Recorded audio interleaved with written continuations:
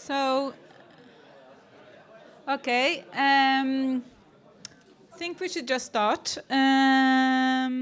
Welcome everyone to this seminar about Nepal and what Norway can do, should do, and plan to do. My name is Elin Cecilie Ranum, and I'm the head of policy and information of the Development Fund. And we are part of the Nepal network in Norway, which is comprised by different Norwegian organizations that is working in Nepal in development projects. And we're very happy to see so many of you here today. It only takes some 50 seconds to turn the world upside down. 1 year ago, a 7.9 magnitude earthquake struck Nepal. More than 8,000 people were killed. Several thousand people were injured. Somewhere between 500 and 800,000 families lost their homes. The shake provoked a heavy damage on the country's infrastructure, and it was an enormous setback for the economy and the social development of one of the already poorest countries in Asia. So, when we are here today to memorize and to talk about Nepal, why do we focus on Norway when actually Nepal is the thing that should be in our attention? We do it, first of all, because Norway has very strong bonds to Nepal. We have many Norwegians that have been going to the country. People fall in love in Nepal, in the mountains, in the people, in the temples, in the nature, in whatever, and people tend going back and back and back. And what we saw after the Nepal earthquake was that it was a big mobilization here in Norway.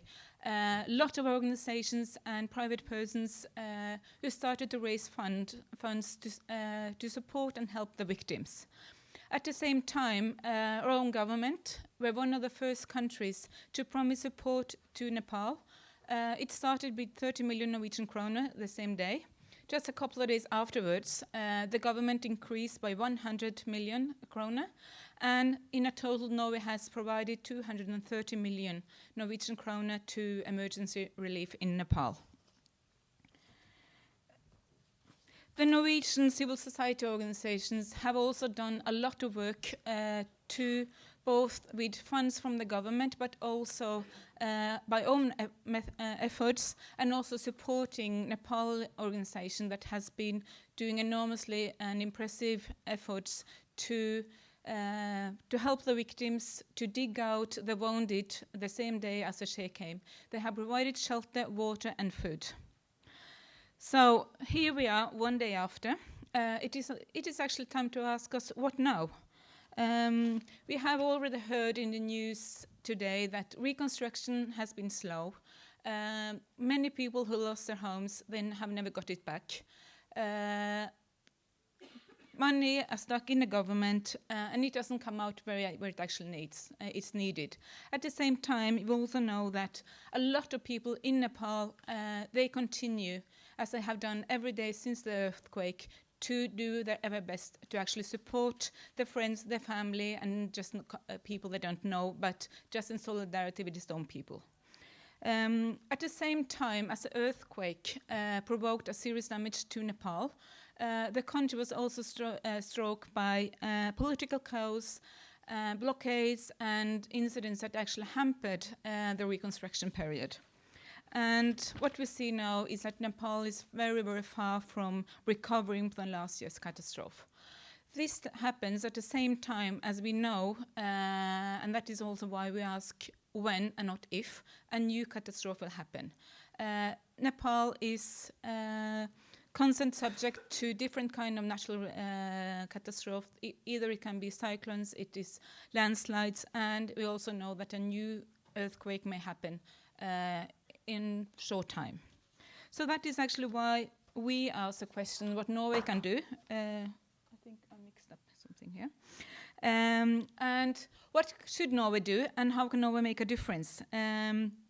The Norwegian government has identified Nepal as one of the main countries for Norway's international cooperation, which is called some kind of a so-called focus country. So we actually also want to know and look more into what does that mean? Does it make us much more committed to Nepal than other countries? Do we have some certain responsibility to support Nepal more than we would have done if it wasn't a focus country? We also want to look more into what are the challenges that Nepal face and provide some concrete recommendations for where Norway should go. To respond to these questions, the Nepal Network, we have invited different speakers from different sectors, and I think each one of them would actually highlight this debate from their own perspective. We are really happy to have the State Secretary of the Ministry of Foreign Affairs, Tore Hatrem, with us today. And we are also very happy that we have Mr. Gauri Pradhan from Nepal, who just arrived in Oslo a few days ago.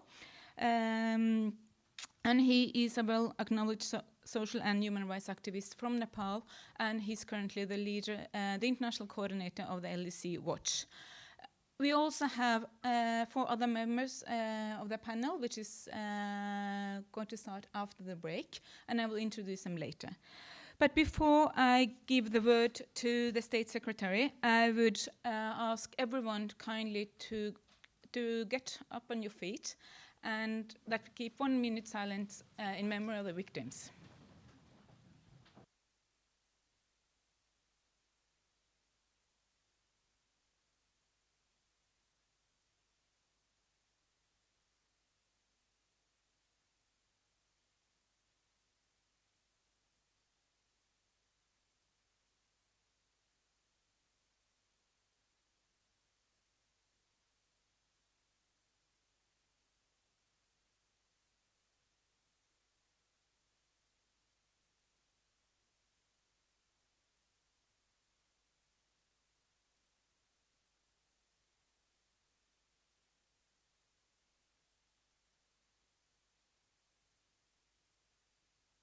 Thank you.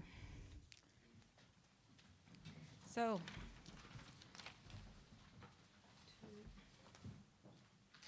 rearrange this one. So then I would give the floor to Mr. Tore Hatrem. And we have already sent you some questions, but as I mentioned in the beginning, Norway gave a very important and generous contribution to Nepal.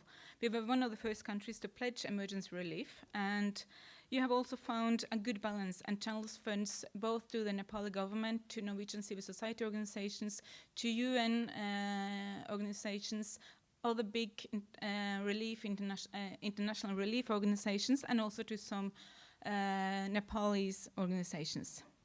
At the same time, Norway has made it clear that after the kind of last pledge that you are not going to give any more emergency relief to Nepal.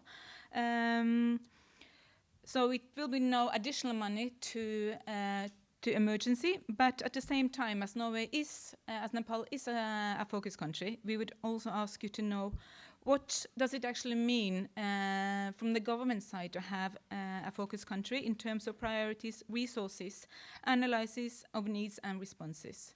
The government has also highlighted the importance of finding a good synergy between emergency and long-term development, and how will that be reflected in Norway's support to Nepal, and also what are the needs and possibilities that you actually would like to highlight in the 3 prioritized areas of Norway. And a final question that we'll have also asked you is if the earthquake actually altered some of the priorities that Norway had already identified for Nepal, and what role could civil society play when supporting the Norwegian government and the work you do for Nepal. So the floor is yours.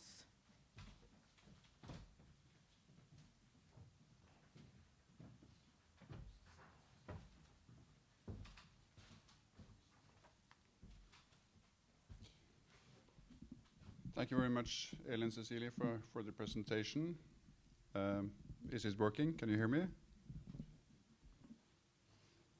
Thank you for inviting me. It is a great pleasure to be here. I would like to thank the Nepal Network for their invitation to attend the seminar. Nepal is really a country that is very close to my heart. I have worked in the region for many years, first as a young embassy secretary in India, where I also covered Nepal. That was before we had an embassy. But also later, I've been in South Asia as the ambassador in Sri Lanka, and also later again, ambassador in Afghanistan in my previous capacity as a diplomat. We are here today not only to mark the 1-year anniversary of the earthquake. More importantly, we are here to remember and commemorate the lost lives, the lives lost, and to gather hope for the families and communities still affected by the devastation. As already mentioned, the earthquake struck Nepal in April and May last year, and it affected 14 of the country's 75 districts. It caused over 9,000 deaths and left 500,000 families homeless. The Norwegian government reacted quickly. We provided 30 million Norwegian crowns in emergency relief on the very day the disaster struck. Norway's total funding to Nepal after the earthquake amounted to 230 million, making us the second largest bilateral donor after the US, according to OCHA.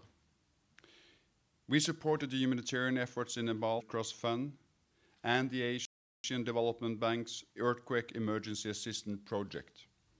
We are fortunate to have these mechanisms in place as they ensure a coordinated and tailored approach to each context. The earthquake also highlighted the importance of disaster prevention and preparedness. I would like to thank both Norwegian civil society and your partners for your hard work in this area. You continue to be our closest allies in the field, and we truly appreciate your contributions and efforts. This said, the reconstruction process is moving slowly. Very few of the 800,000 buildings destroyed by the quake have been rebuilt. The lack of progress is worse in the countryside, where whole villages are still shattered and broken. The National Reconstruction Authority, which is supposed to be the leading and coordinating the reconstruction process, is not yet fully operative. And this is due to both political disagreements as well as practical and technical difficulties. The government wants to be in charge of the funds pledged by the international community, but the slow implementation has prevented the reconstruction. Many of the international NGOs have also been forced to ask for non-cost extensions as they have not been able to use the resources as planned. Further, Nepal's new constitution was ratified 20 September last year, and this led to protests in the border areas between India and Nepal. The fuel and supply crisis that followed also had a negative effect on the reconstruction efforts. Although we recognize that Nepal's authorities want to have full control of the reconstruction efforts, we are worried about the slow progress and lack of implementation. It is troublesome that the Nepalese authorities have taken this long to organize themselves.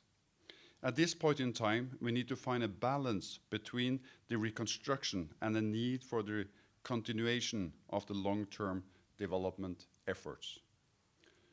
From the Norwegian side, we now therefore give priority to the resumption of our regular development programs, which will be further adapted to the reconstruction efforts. Let me therefore turn to Norway's long-term development efforts in the country. Nepal was designated a priority country for Norwegian development aid in 2013. Norway has been a development partner with Nepal since 1996. The main focus has been poverty reduction, Nepal being one of Asia's poorest countries. Norway also facilitated the peace process between the Maoists and the government, which ended with a peace agreement in 2006. Since the signing of the agreement, we have tailored our development support in order to further a positive democratic development.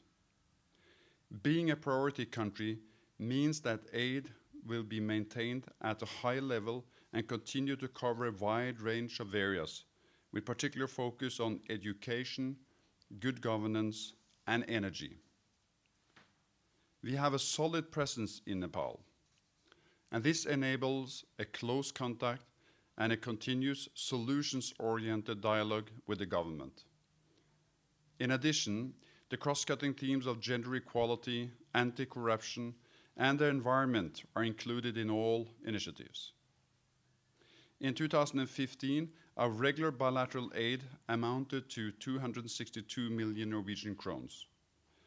We also provided, as I said, 230 million in humanitarian aid. This means that our total support to Nepal in 2015 amounted to close 500 million Norwegian crowns. Energy will be an important driver of economic growth and development in Nepal. Hydropower remains the most important renewable energy source for the country, yet only 1 to 2% of its hydropower potential is being utilized at this point.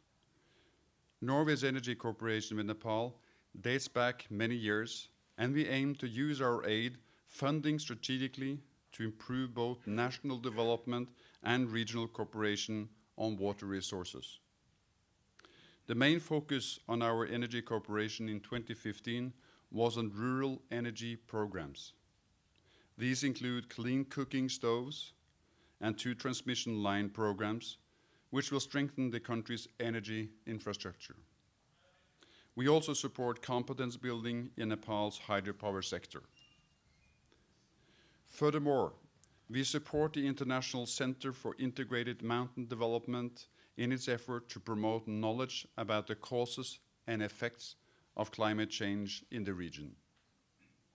Several Norwegian partners are involved, including Cicero, Statkraft, Grid Arendal, and Norwegian Water Resources and Energy Directorate. Norway is also supporting Nepal with the challenges it faces when it comes to good governance. And this is why we support the government's local governance and community development program, which aims to improve local participation and the inclusion of marginalized groups in rural institution building processes. We also support the program on strengthening the rule of law and human rights protection system in Nepal in cooperation with UNDP. The Electoral Support Project, several anti-corruption initiatives, and the Nepalese Office of the Auditor General are other beneficiaries. Nepal adopted a new constitution in 2015, and this was an important step towards bringing the peace process to a successful conclusion. The constitution will improve society in many ways, particularly with regard to the rights of women, minorities, and the LGBTI community. I understand that there is still disagreement on some important issues like boundaries of new states, electoral representation, and affirmative action and citizenship-related issues. Further, local elections have not been held in Nepal since 1997, and this has created a considerable democratic gap, which is an obstacle to good governance and national consolidation. In order to avoid further tension, the Nepalese government, political parties, and minority groups need to find constructive ways to address both constitutional disagreements and underlying disputes. Norway is following these governance challenges closely. We are promoting institutional reform, democratic elections, public investment management, and the fight against corruption. As many of you will know, education is a key priority for Norway. We have been an active partner in Nepal's education sector since 2009. 89% of Nepalese children complete the first year of primary education. Still, many children do not complete their schooling, mostly due to early marriage or finding paid work at a young age. More than 1 million children do not have adequate access to education. The earthquakes hit the education sector hard. More than 3,500 classrooms were partly or completely destroyed. Norway responded by providing 50 million Norwegian crowns to the Nepalese government's sector program for education. Here, funds have been earmarked for reconstruction of schools. 2015 was also a challenging year for the human rights agenda in Nepal. The slow progress reflects the fact that Nepal is still in a post-conflict situation with limited capacity to follow up human rights issues. The earthquakes further increased the vulnerability of already marginalized groups. Discrimination and abuse of women and children are among Nepal's most serious human rights issues.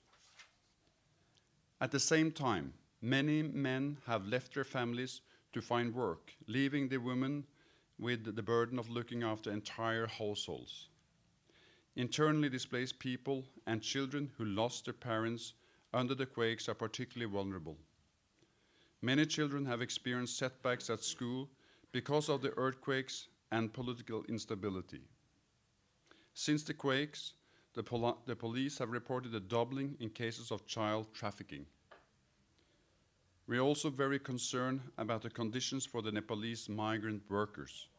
Over 2 million Nepalese work abroad in India, Malaysia, and the Gulf states. Here they often face dangerous working conditions and frequent human rights abuses. In March, Nepal's human rights situation was examined under the UN's Universal Periodic Review process. Both the Human Rights Commission of Nepal and civil society actors participated actively. Nepal has ratified all the major human rights conventions, but implementation again remains a challenge. Norway is a strong supporter of efforts to promote women's rights and gender equality in Nepal. In particular, we focus on the implementation of Nepal's action plan for women, peace, and security. We seek to integrate the gender dimension into all our development programs. And this work also includes strengthening the rights of sexual minorities and increasing the inclusion of and participation of women in politics. This said, development aid is not enough on its own. Difficult political situation in the country is holding back economic development. According to recent figures from the Asian Development Bank, Nepal's gross domestic product fell to 3% in 2015 and is expected to drop to 1.5% in 2016. This is the lowest for 14 years. Again, we note that the Ministry of Finance still has unspent financial resources as the current budget year draws to a close. This reminds us that it is not so much a lack of funding, but a lack of implementation capacity that is Nepal's greatest challenge ahead. Nepal is now at an important crossroads, facing political, social, and economic challenges. At the same time, the country has great potential. The government of Nepal has the primary responsibility for unleashing this great potential through sound policies. Our role as donor, and yours as civil society and NGOs, is to support and guide Nepali government in its efforts. It is important that we continue to work together. We must take a coherent, resilient, and sustainable approach to building back a country that has undergone such great hardship. Again, I would like to thank you for the important work you do and for the invitation to this seminar today. Thank you.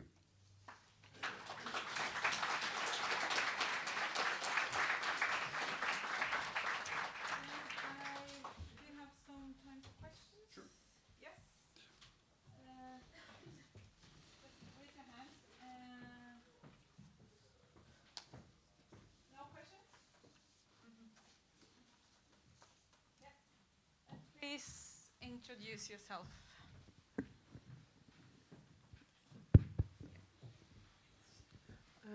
My name is Marit Bakke.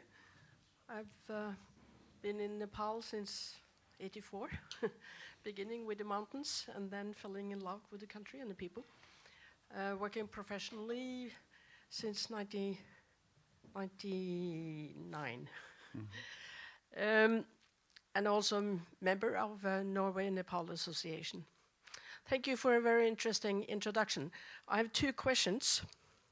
One is that you said 230 million kroner was given in emergency relief support after the earthquake. Pardon? I think it was 242. 242, okay. You didn't say what the money was spent on. Food, buildings, rescuing. So can you please tell me, because a lump of money can be spent in many ways. Yeah. My second question is, I just received from my friends in Nepal an article that was published in Lancet. They point to several areas where it is necessary to put, well, which is particularly challenging now after the earthquake. One challenge is mistrust between the government and the NGOs. How do we cope with this? And how do Norwegian government treat this? Because we can give as much money as we want, but if it's stuck in bureaucracy and mistrust, nothing happens. Thank you. Thank you. Can I start with the question? Yeah. I think I start with the second question because it really goes to the core of the challenge. The government is an elected government. It has a legitimate right to represent the people of Nepal. They are the one who has decided their development policy. And since the quake, the government has been very clear that they would like to be in the driving seat when it comes to control and, of course, allocation of resources. And it seems to me that that has created tensions with the international NGO and also local NGOs, and I guess my Nepali friend will speak more about that later, who have more inside knowledge. But that has been an obvious challenge. But I'm not in a position to sort of question, the priorities of an elected government and how they would like to both prioritize and how they would like to control the development. I think one of the concerns is that they would like to make sure that the housing that are now being built, that they are of a earthquake secure standard. That you iron the concrete and make sure that the infrastructure that is building up is able to take future quakes. So I think that's where it is. I mean, I'm fully aware of there are international NGOs and local NGOs who feel sidelined in the sense that their capacity and their competence are not being used at the level at which they wanted. But the address here is really the Nepalese government. Spent on, I don't have all the details, but of course shelter, food, health, education in crisis, all the normal areas where you will see us, and they are channeled through the UN system and the various funds I mentioned in the beginning of my intervention. So there's no secrets here. It's a very typical Norwegian approach to a natural emergency crisis. Questions? Thank you. My name is Knut Andreas Lid from Caritas Norway. First, I would like to thank the Norwegian government for the contribution to the emergency and the recovery period as well. We were one of many organizations receiving funding from the MFA. I was just wondering something in a little bit of the line of what was said in terms of the different channels used by the Norwegian government. As you used multiple channels, both bilateral, multilateral, and civil society.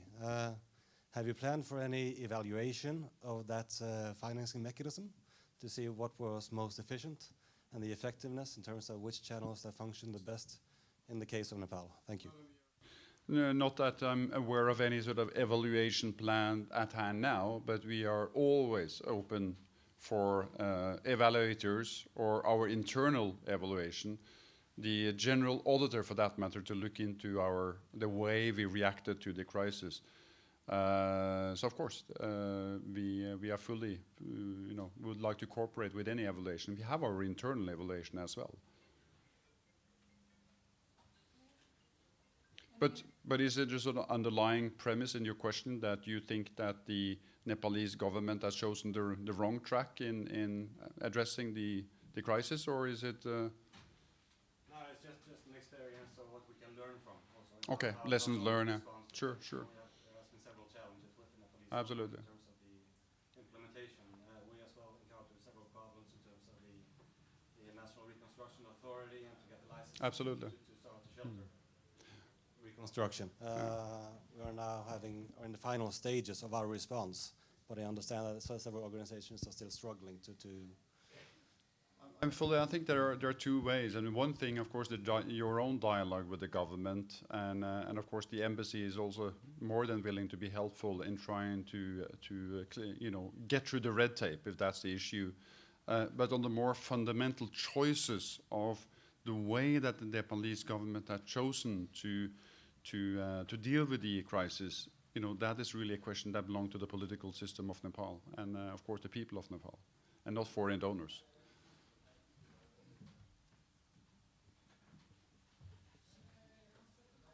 Thank you for a great introduction. My name is Sudan Neupane. I work as a researcher at the University of Oslo, and I'm from Nepal. First, I'd like to thank you so much to all the Norwegian government and all the other organizations that were crucial in providing immediate assistance and also as a consistent partner in the development projects in Nepal.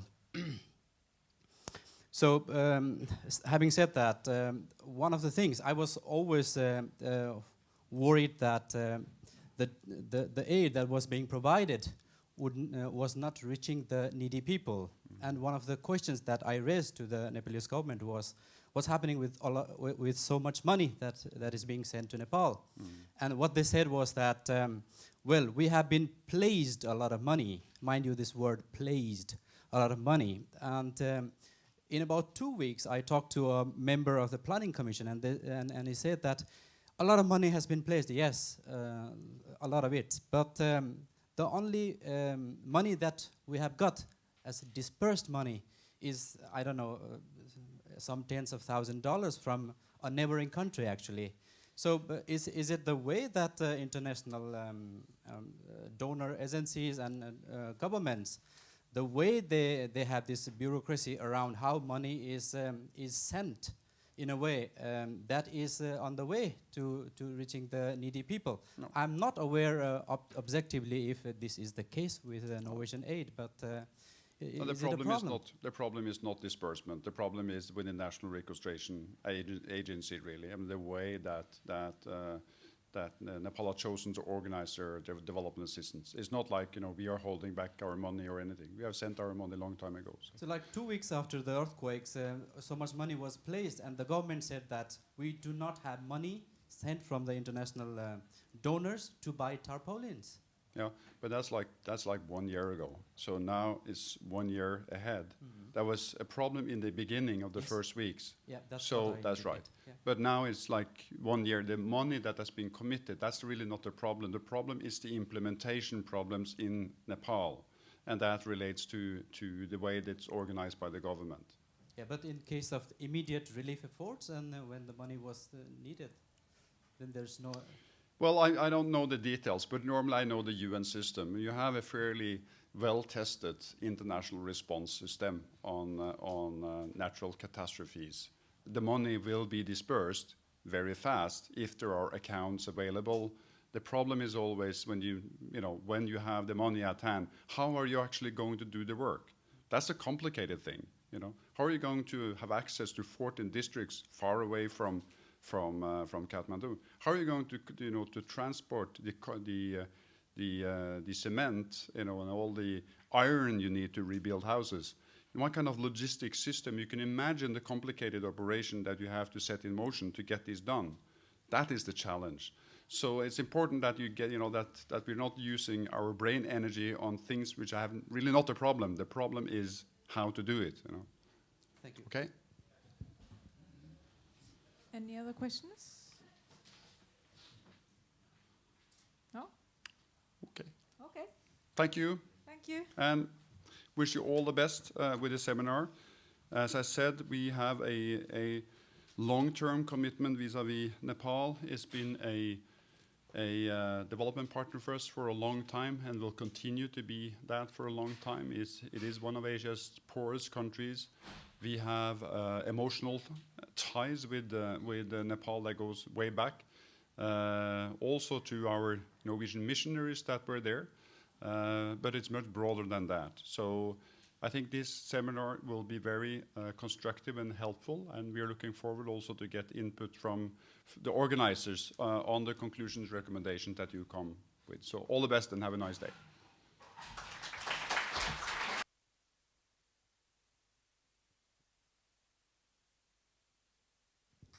Thank you very much, Tore. I kind of tend to stand in front of the camera, so.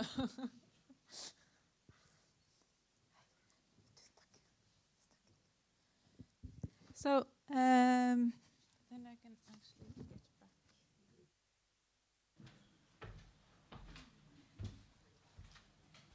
So then I would actually like to give the floor to Gauri. As I said in the beginning, he is a very well recognized and acknowledged human rights and social activist from Nepal.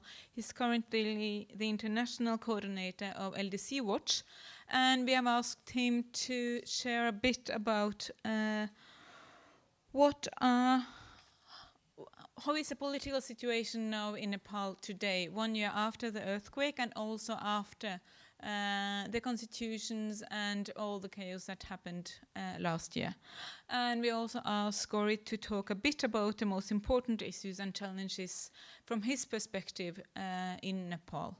So I am really, really happy to welcome you, Gauri. The floor is yours.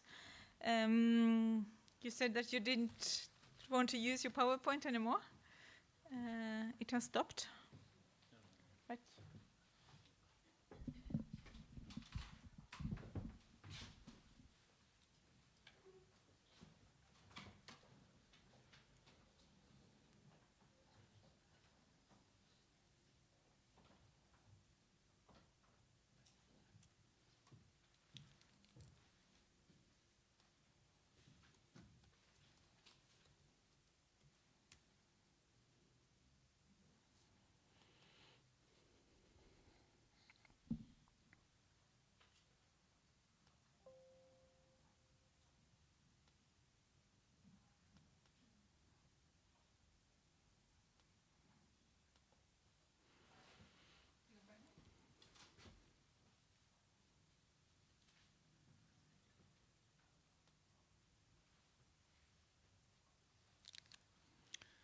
Yeah, thank you very much.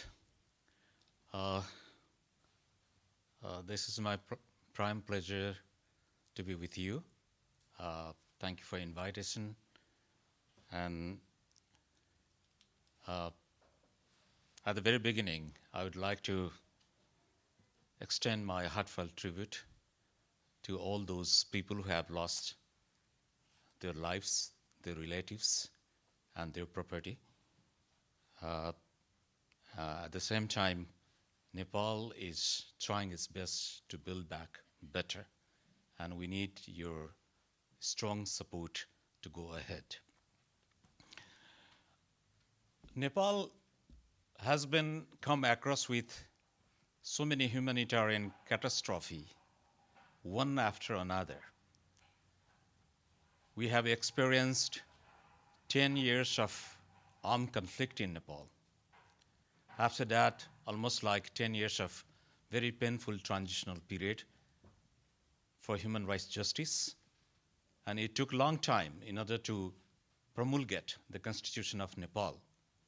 But the day when we agree to bring our Constitution, first time in the history of Nepal, by the elected parliament, Constituent Assembly, then some problem occurs. Almost like 85% of the parliamentarians, the member of Constituent Assembly, adopted it. But a group of people who didn't agree the spirit of the Constitution, they walk out and created problem. I'm very much sympathetic to the issues and concerns raised by these people also, because they are very important and very human rights related issues. But at the same time, we all should know that in the first time of the history of Nepal, Nepal has got one of the world's best constitution. It included all these human rights issues, all the social inclusion issues, and all the basic fundamental rights. That is one of the reasons why we have got the woman president in Nepal.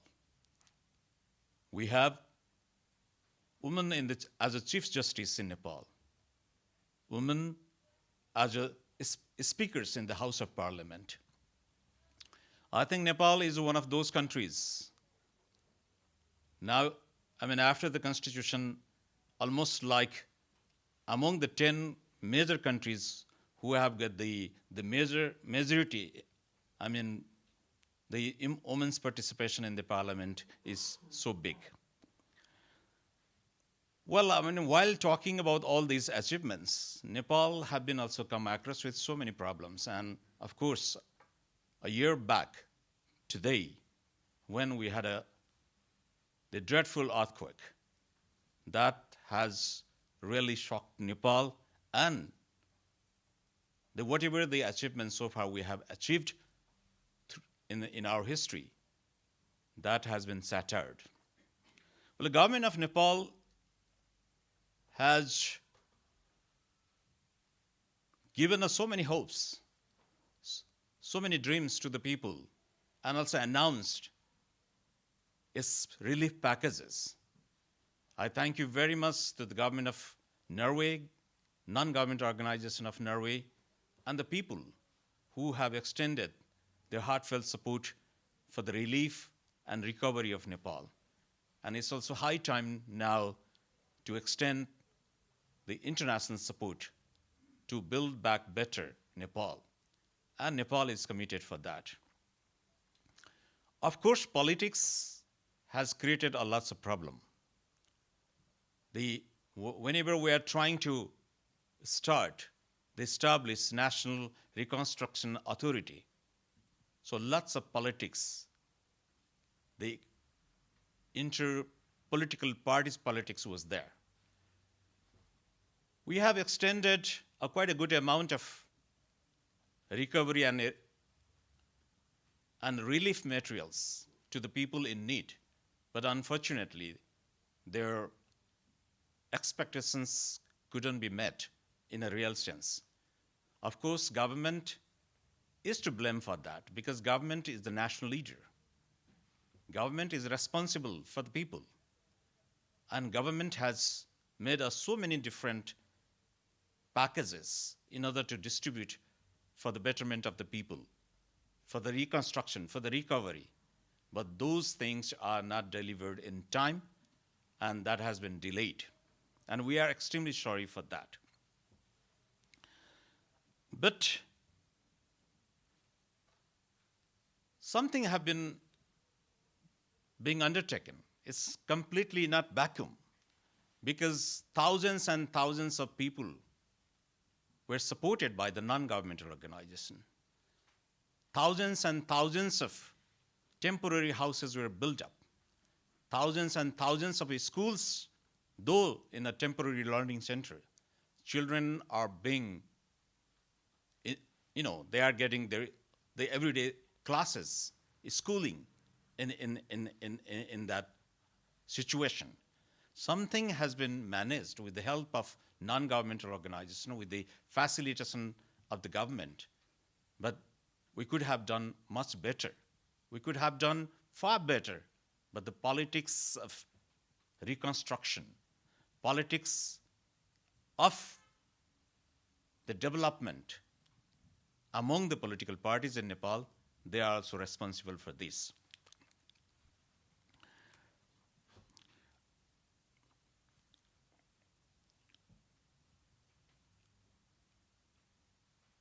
There is a blame game. Why all these plans of action set by the government of Nepal could not be fulfilled, could not be realized in a real sense? Government blames it is because of the political disturbances by certain political interest group. Government also blames economic blockade. It started from September 2015, and that has created a serious humanitarian catastrophe, even much more serious than what was resulted by the earthquake. And there were also, in the parliament, it took some time in order to adopt the necessary legal instruments and to establish the mechanism. Almost 152 days it took in order to pass the necessary legal documents, the law on the national authority. So that sort of delaying because of the political interests of the reconstruction field. So that has created some problems and serious problems in the rescuing of the people in order to support the people who are in need for the reconstruction of their buildings. But there are also the problems, like, shocks and aftershocks of the earthquake. Even today, aftershocks are going on. So there are so many technical things, according to the experts, that you just cannot build your building in the same places, your houses in the same places. The soil tests, scientific tests, and so many things are needed. So in that process, I think the government is doing its examinations. It has been mobilizing thousands and thousands of engineers in order to get a proper review of the loss and damage of the earthquake. Well, NGOs are blaming to the government because government doesn't provide them adequate facilitations, because there is a lack of laws, because non-governmental organizations are not directly offered to involve in the reconstruction. They are offered to work in the rescue, relief, and recovery sort of things. They have played a wonderful role in order to support the people in need, but the reconstruction area actually, that is a technical matter also. So that's why the government has very recently formed the National Reconstruction Authority. So with that, there is a hope that we can go ahead. But the international agencies, as we heard already, that Nepal government, there is a lack of the constraints, there is a lack of the capacities, lack of the transparency. But I think that level of lack of transparency and accountable, that exists in all level, in national level and as well as international level. Some of the reports I have very recently seen that in papers it has been written that it has been published only 25% of the total international aid is reaching to the poor people. So I think we really need to have to review of both national and international process of supporting the people in need. Well, despite all these difficulties, like political disturbances, economic blockade, politics of reconstruction, tangled bureaucracy, that is a real and serious problem in Nepal, in fact, that has to be overcome, and broken hopes. there are also some bright sides of Nepalese process of reorganizing things into the track. The growing national integration, actually after the Nepal has been very much divided due to so many reasons, political, economic, socio-cultural, so many things. But earthquake, though devastating, that has offered and also helped to bring all the Nepalese aspirations together. They started helping each other, no matter where they are living in the earth. From the different parts of the world, Nepalese people, they started gathering together, and they also developed some sort of a partnership with the local civil society, and they extended support to Nepal.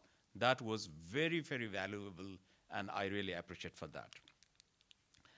And second is the promulgation of new constitution of 2015.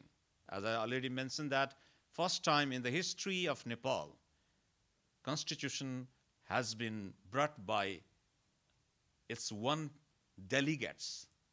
We have so far 6 different constitutions in past, but most of the constitutions were granted by the king, granted by the monarchy, and those constitutions were not democratic, because whenever the constitution are granted, provided, so there are also examples that those constitutions given by the king in those days were taken back also.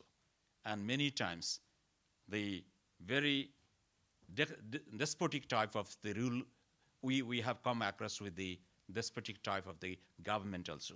I hope that this is not going to be repeated in the future of Nepal. There are inspiring new generation in Nepal nowadays. Thousands and thousands of young people, they gathered together, they collected money, they collected materials, they went to the mountains, hinterlands, communities, and they distributed. Even today, they are working together with the poor people. So that has to be valued, that has to be appreciated. Despite all these difficulties, recovery slowly that is being happen, but power of resilience of the Nepalese people, we have to salute that. Because we come across with so many different problems. So we are used to with all these sort of things happen in past. So people have developed a power of resilience. Also because that they didn't expect much from the government of Nepal. Because they had expected too much from the government of Nepal, probably they would have been disappointed, frustrated. Because learning from the past experience, they have very little hope from the government. And they are giving a chance to the government of Nepal that whatever you have committed in front of the public, no matter it is delayed, but that has to be realized, that has to be materialized in a real sense.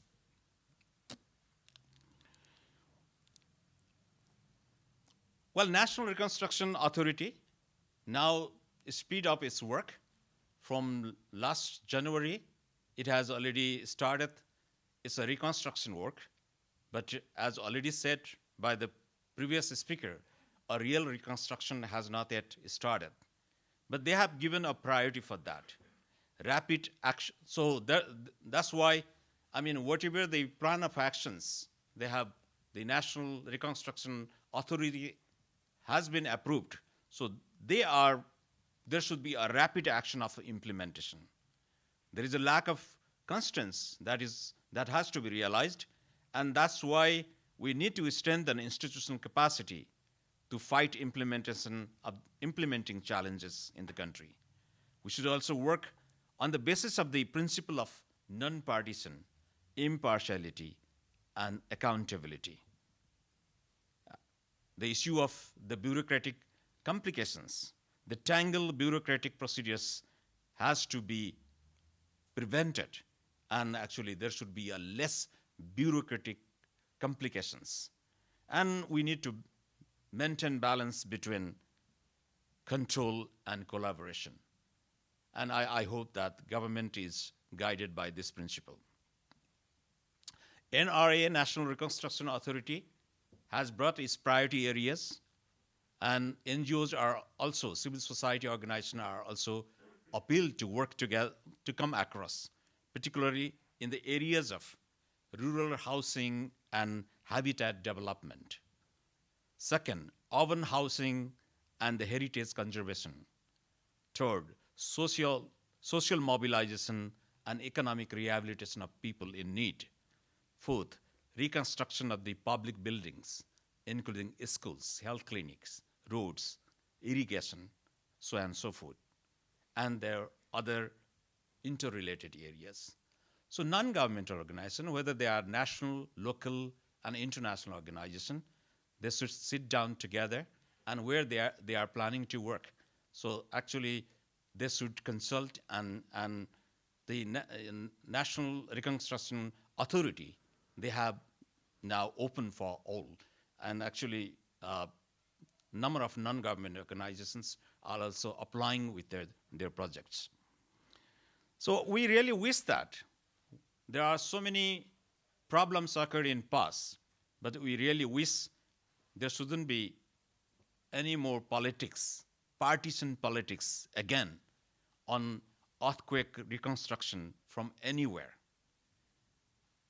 But at the same time, we need to promote the national ownership. Actually, there is some sort of a contradiction between the international donor organization and national authority. An international organization has also realized the fact that the national ownership has to be promoted. The capacity of national implementation capacity has to be enhanced, and government, non-governmental, and private sector collaboration need to be strengthened. So at the end, actually, I really wish,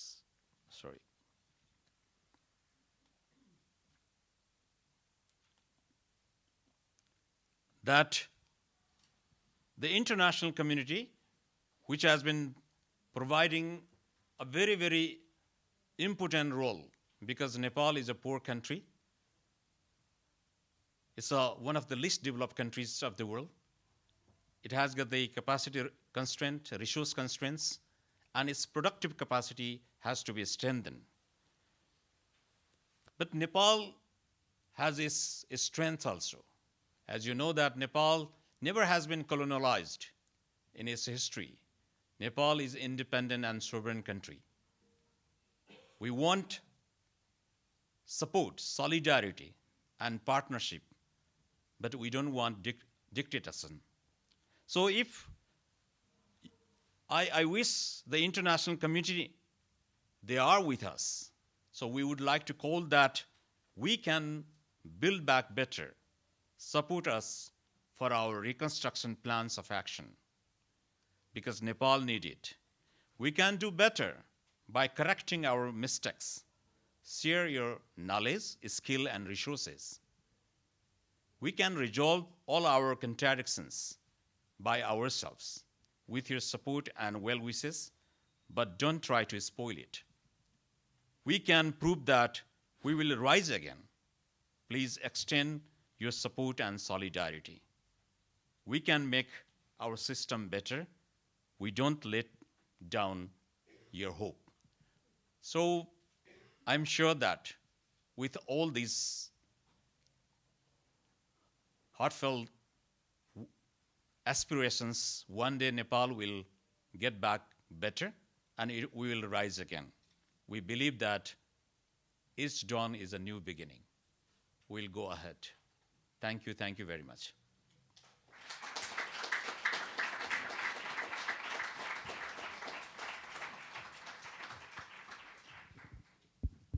Yes, is it working? Yeah. Thank you very much, Gauri, and thank you very much for both giving us a good insight in why things has been as slow as they have been, but also to give us some spare hopes and also to show how much the Nepalese has actually been working with their own efforts actually to build up the country again, and also that that you see, and I think all of us are very happy to hear that you also see that the earthquake can easily be turned into a positive thing also for Nepal. So then I would open up for some questions if anyone has, and I'm standing straight in front of the camera. Any questions?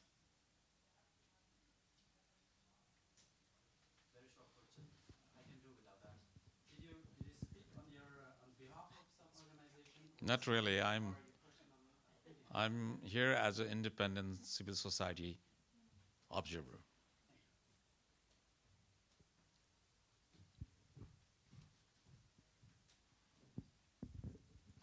Yeah, my name is Kai Arnesten. In the beginning, there was an amount of 10,000 rupees mentioned, I think, to all family. What about that 10,000 rupees? Is that still a limit?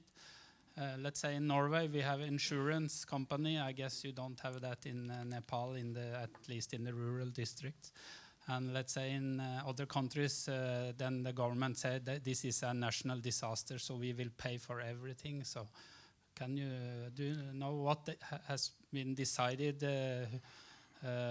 Should the families themselves pay for the houses, 10,000 rupees or what?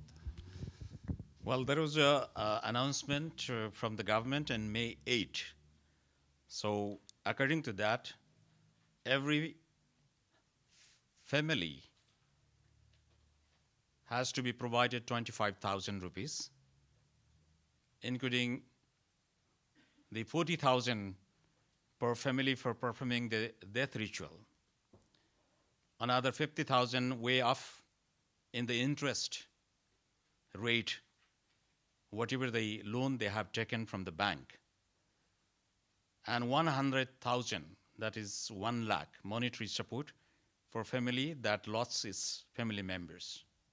So most of these relief packages, though it was delayed, of course, that has been distributed. But the reconstruction, the government has announced to provide 200,000, but that couldn't be distributed due to the lack of law, due to the lack of proper mechanism like National Construction Authority. So that law was adopted only in January due to the political conflict, political interest. So the government of Nepal has already started its reconstruction program from a VDC called Singati in Dolakha district. So I hope and believe that there will be a speed up now in order to provide. People, citizens are also appealed that if they want to have their own planning in order to start a buildings, so they have to fulfill, they have to meet the basic building codes and they can go ahead.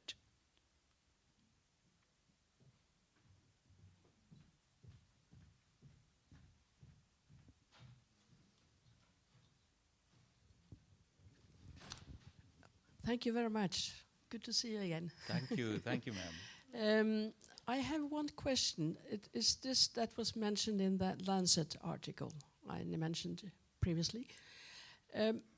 What can international organizations do to overcome this mistrust? And also, I forgot to ask, what can the Norwegian government do to overcome the mistrust? I assume that the government is collaborating with some Norwegian NGOs, INGOs in Nepal. So what can we do to overcome this mistrust and move better forward? Well, thank you very much, ma'am, for your question. Well, Nepal is very heavily depending on the foreign aid. So Nepal's development is closely connected to the well wishes and support of the international aid. Nepal also has to fulfill its commitment in order to provide the transparency, accountability, and capability. It has to prove it. But politics of foreign aid is very interesting. This is not the right forum to discuss on that.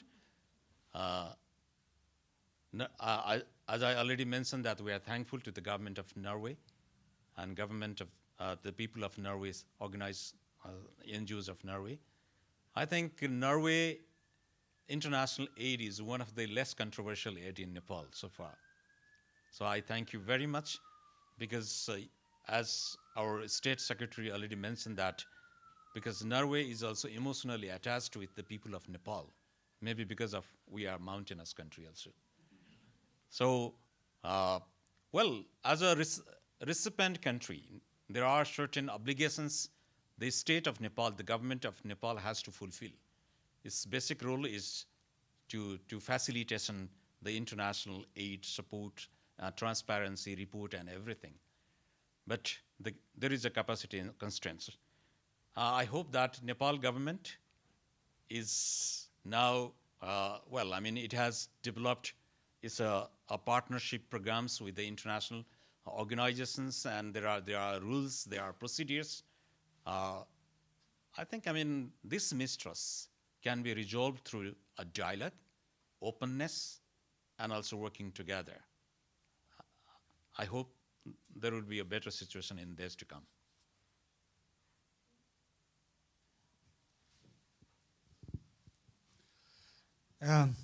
Good to see you again, Gauriji. Thank you. I'm Hem Gurung, retired development worker. I want to be more specific. Please. 2 questions, and I challenge you to be more open. Please. You don't need to defend the government. Just be frankly like you were before. Number 1 is this mistrust which Marit raised. I just came back from Nepal just 3 days back.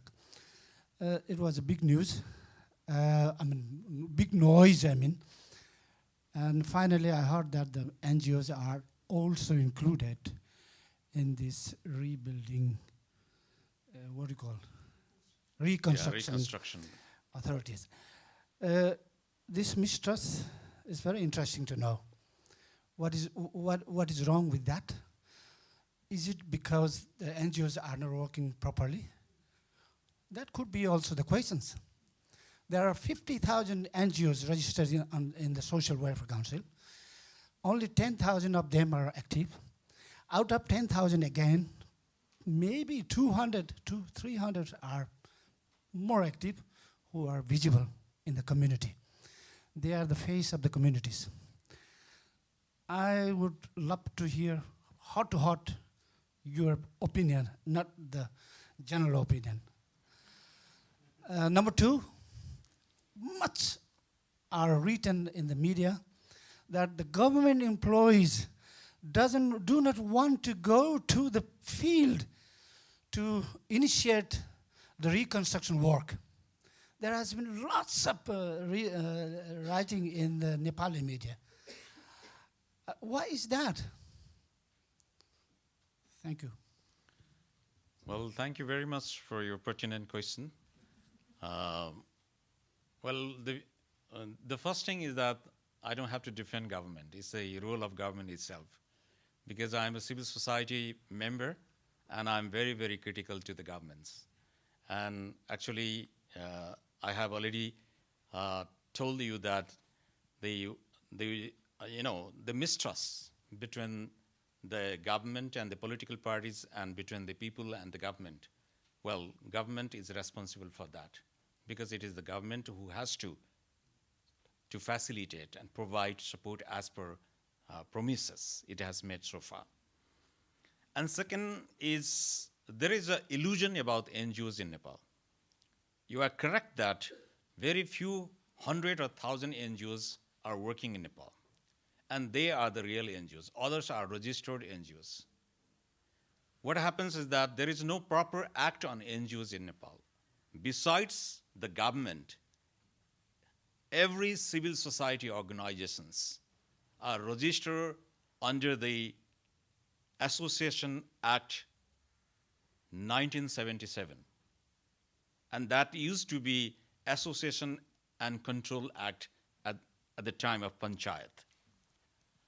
So there is no other special laws for the development agencies. So that's why only few thousands who are dedicated and working hard They are the real NGOs. Others are registered because there is no other way to register in any other laws. So, for example, the football clubs are also registered as NGOs. The children's club are also registered as NGOs. Women's club are also, all these different type of organizations. But there are very few development agencies. Maybe there are about few thousands working with the communities, and they are the real NGOs, because there is increasing birth rate, but we don't count the death. There are also death rate of the NGOs. Very recently, I have made a national report for the non-government organizations of Nepal, which is the umbrella organization called Non-Governmental Federation of Nepal.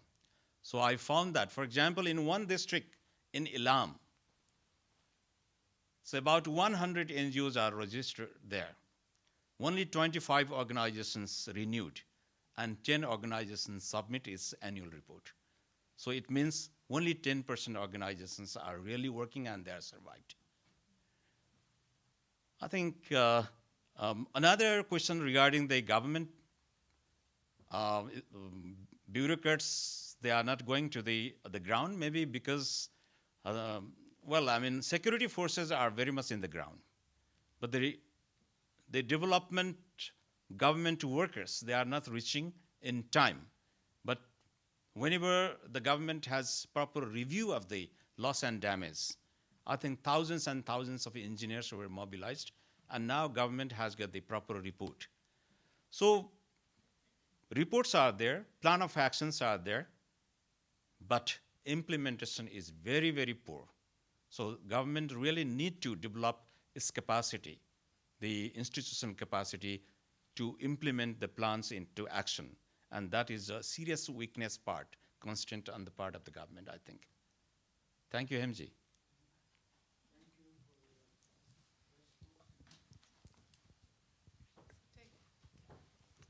Hi, I'm Heidi Westbrook-Steele from Himal Partner.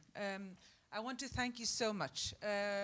One thing is that we have understood that you have a criticism too, and you come up with a critical voice, but you also bring that hope. And I think on our side, we need that hope in order to mobilize and to get people going in order to continue to contribute. So we thank you a lot for that. And we've also seen this We Will Rise Again, the paintings on the walls and the Facebook groups, etc. And they really give that feeling. And of course, that was before the blockade. After the blockade and after the winter, things have, of course, calmed down. And it's a little bit more devastating, the whole picture. My question is this issue of mistrust, because I think that's a crucial point. And I would have wanted to ask that same question as Marit was saying to our government, and it actually applies to all of us. What can we do? Because I do think, and we know that the government have their links in to people, and it's a matter of knowing people. That's how Asia works, and that's also how Norway works. So by knowing people, you can start working these lines. So that's where we would need our government. And I was also thinking, you were talking about implementation. Is actually, in your perspective, is NGO sector a sector, the good sectors, the good NGOs, are they a good and valid key, entry of the reconstruction? And what would be the background? How would that be able to, would we be able to assist in that? We know a lot of people who would be able, but what's your perspective? Thank you. Well, thank you very much. I don't claim that all NGOs are experts in reconstruction. No, that's not the case. So there are very few NGOs who have got the experience and expertise in the field of reconstructions. So they have to be identified. Nepal is prone to different types of natural calamities. So it's not the first time we have come across with this problem. The magnitude of problem this time is very, very high. But in past also, almost every year, we are the victims of landslides. We are the victims of different types of other different types of natural calamities also. We survived and we reconstructed. So it doesn't mean that Nepal doesn't know anything. Nepal has got the experience in past also. So, and it needs to be technically sound, but at the same time, that has to be very close to the culture, the socio-culture of the Nepal. So it has to work together. The North and South need to work together. This is the solidarity. It's not just a relationship of the donor and recipient only. This is the solidarity. This is the human solidarity. This is the partnership. We really need to understand the spirit of the partnership. But whenever we talk about the international aid, well, the world is also critical about that. So what percentage of the real international aid is reaching to the people? So that magnitude, that degree has to be increased. And there should be a real participation of the community. Many organizations have proved it. Some non-governmental organizations working with the Norwegian NGOs, community, national, and international organizations like INGOs. There are many examples also, good examples, successful examples. They are working together, and everything is very transparent with the community. It's not the case with all the NGOs, so we really need to identify them and work together. Thank you. Then we will just have one. Is it a short question? Because you can do it quickly, and then before we take the break.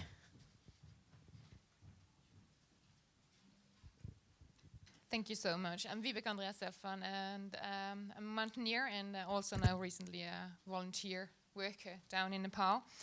Just came back from Nepal, and I just want to go back to what you said, that 25,000 rupees were already delivered out to affected families.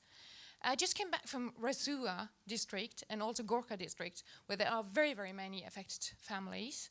And I visited very many who are still living under tarpaulins and have not seen a single rupee.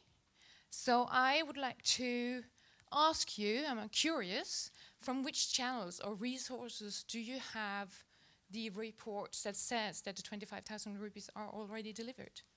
Thank you. Well, thank you very much.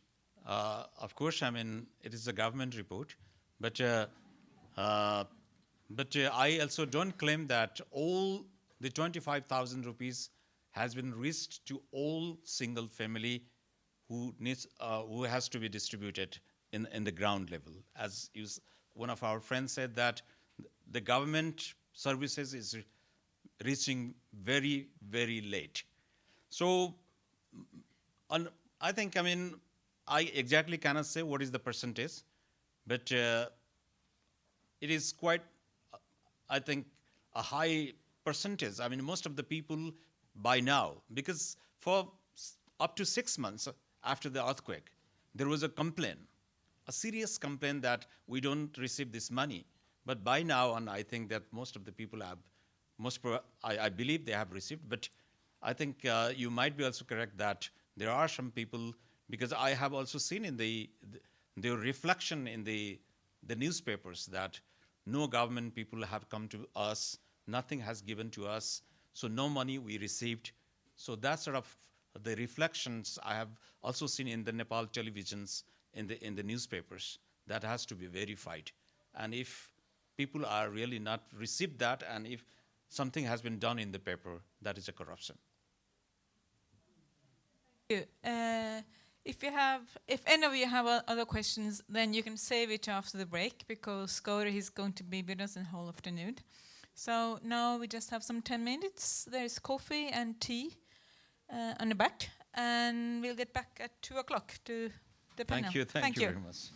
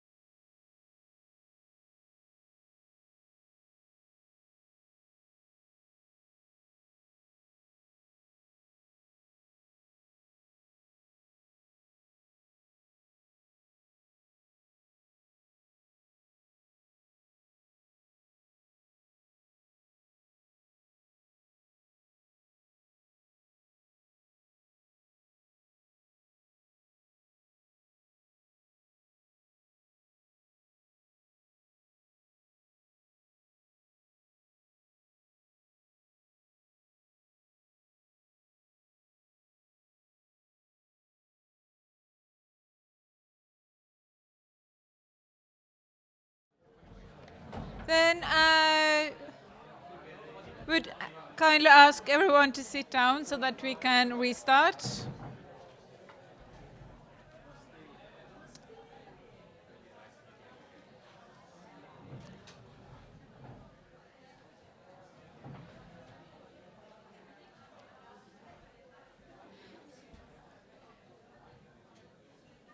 And so, yeah, you can just come up. Dere kan egentlig bare gå og sette dere opp og, ja.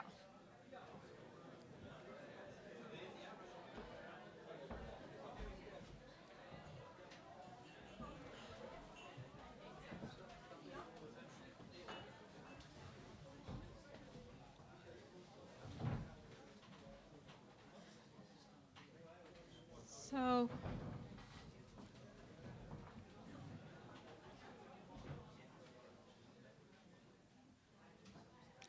okay, so now I think both with the background that the State Secretary and also Gauri has given us, I think we have enough kind of the big perspectives, and now I think we should also just go looking more into some details in some specific topics. And to see both what should be the priorities, what should Norway do, and how it can be done. And to discuss that, we have a panel of different speakers from different sectors. Gauri is also going to join the panel up here on the floor. And we have one representative from those that makes the decisions, who's Kjell Ingolf Ropstad.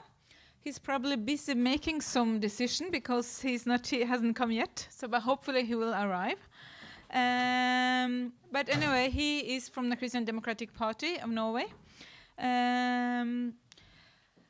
And then we also have two representatives from the doers on the ground, which is Mari Sjåstad from the Norwegian Church Aid and Vigdis Halvorsen from Plan Norway. And finally, we have also a representative from public/private sector. At least they have some money that they can spend. So, and that is Tima Utne. I've been trying to learn your second name, and I still have a way to go. So anyway, they are here today to share a bit more on details on what Norway should do. And I would just start actually by thanking you all for coming. And I would start by giving the floor to Mari, who's going to share a bit about preparedness and talk how prepared was Nepal from the earthquake, and is it prepared for a new earthquake or a new disaster, or whatever you want to say. Thank you.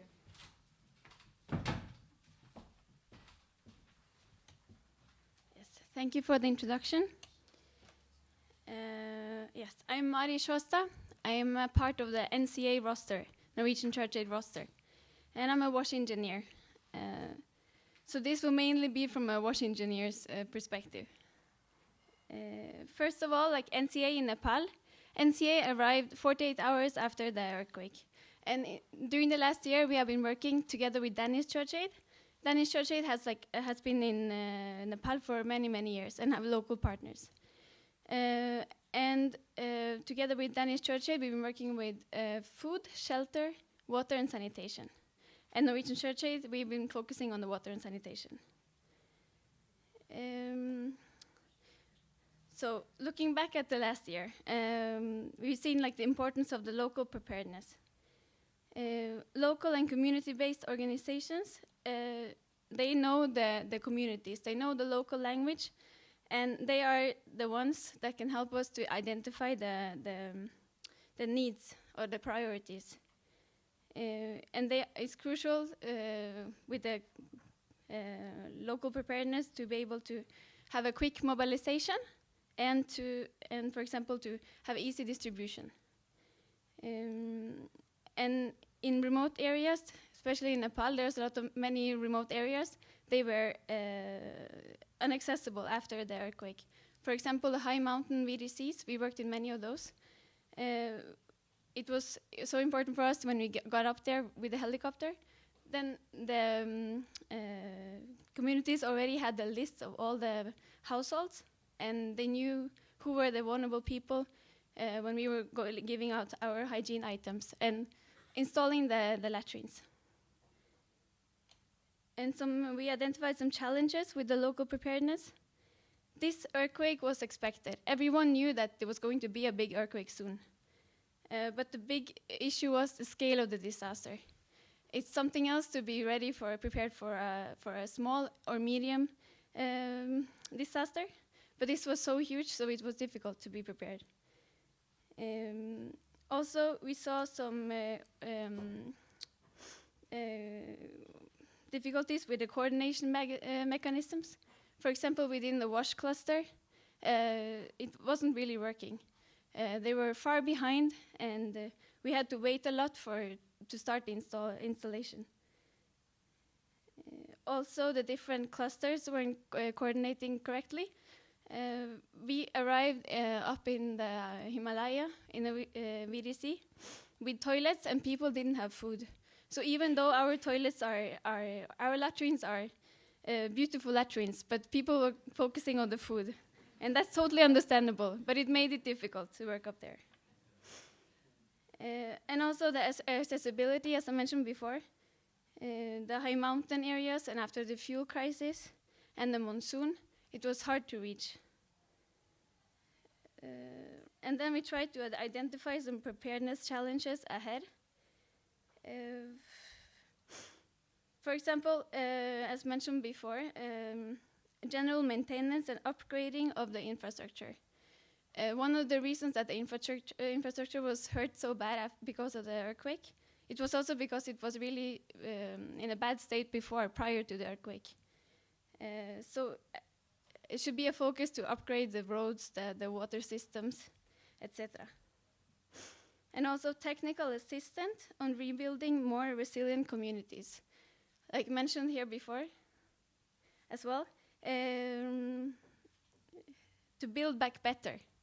As I'm being an engineer, we got a lot of questions about how people could rebuild their houses more earthquake-proof. And we also met a lot of local organizations. They were working with how, like, answering the communities, testing at the lab in Kathmandu, how to build back better with the local materials. And Nepal also had a goal to be open defecation-free in 2017. And this has been a big setback because of the earthquake. But as a WASH engineer, it's important to keep focus on this topic. And hygiene promotion. NCA has seen a lot of improvement with the hygiene promotion we've been doing. And how can Norway and Norwegian organizations contribute to strengthen the local preparedness in Nepal? One thing it can be to assist with stockpiling for the monsoon season. Everyone knows that there will be landslides and floods. So to have stockpiles because you know it will happen. And also to support and strengthen coordination mechanisms where government is involved. And another important issue, to strengthen preparedness committees and civil society organizations that have capacity to play a positive role, for example, related to floods and landslides.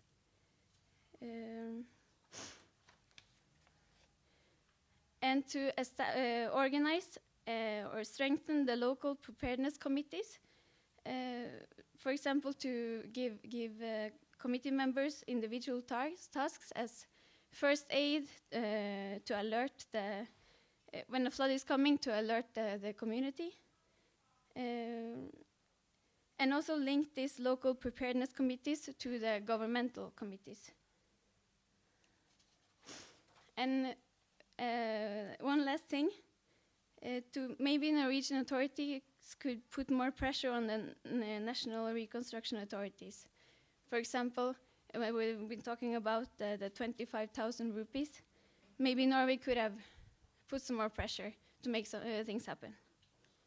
yes, that's all I have. Thank you.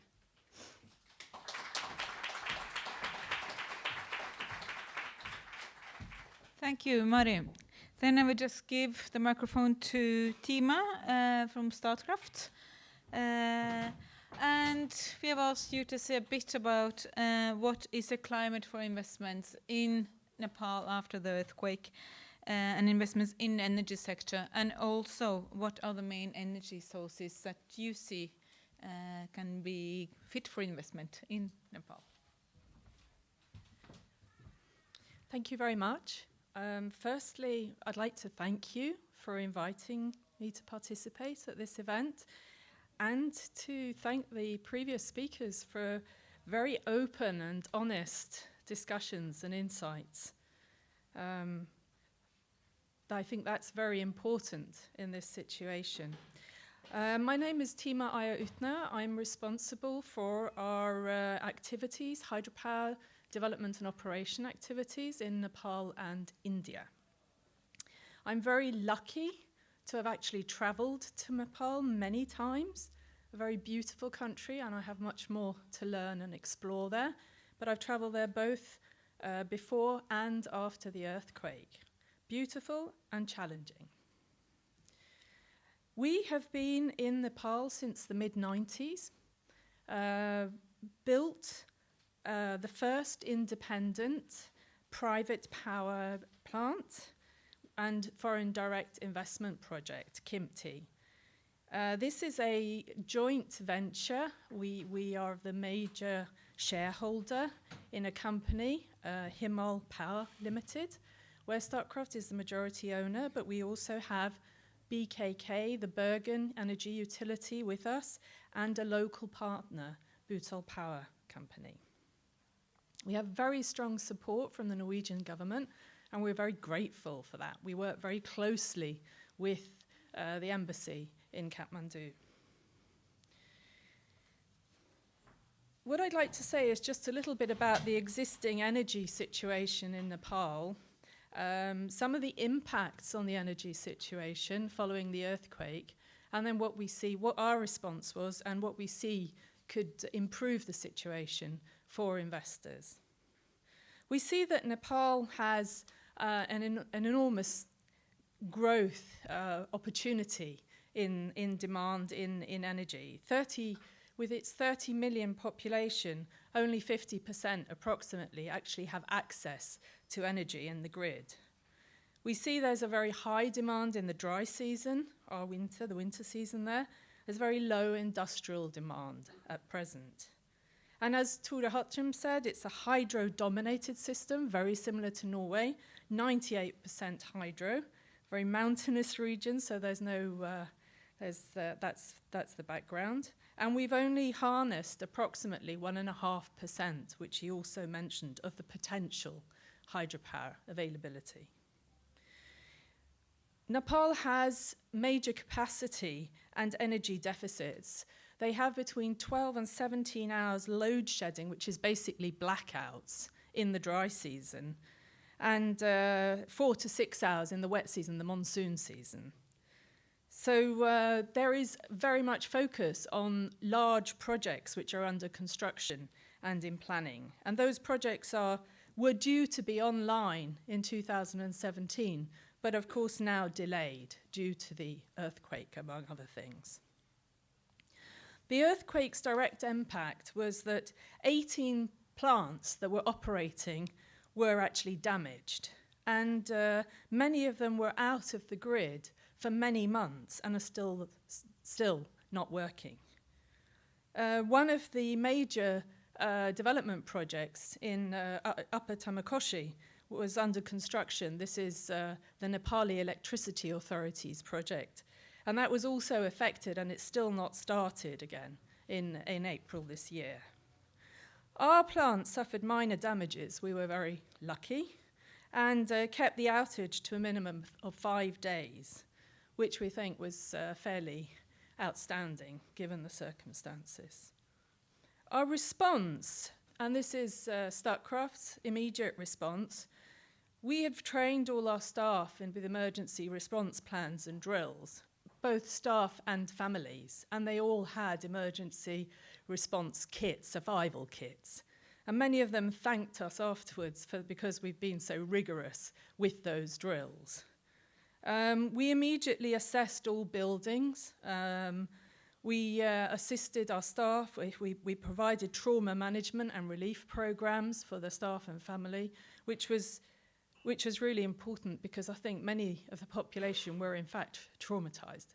And this is a small effort, but this is for our people who are directly affected. We also implemented a relief program.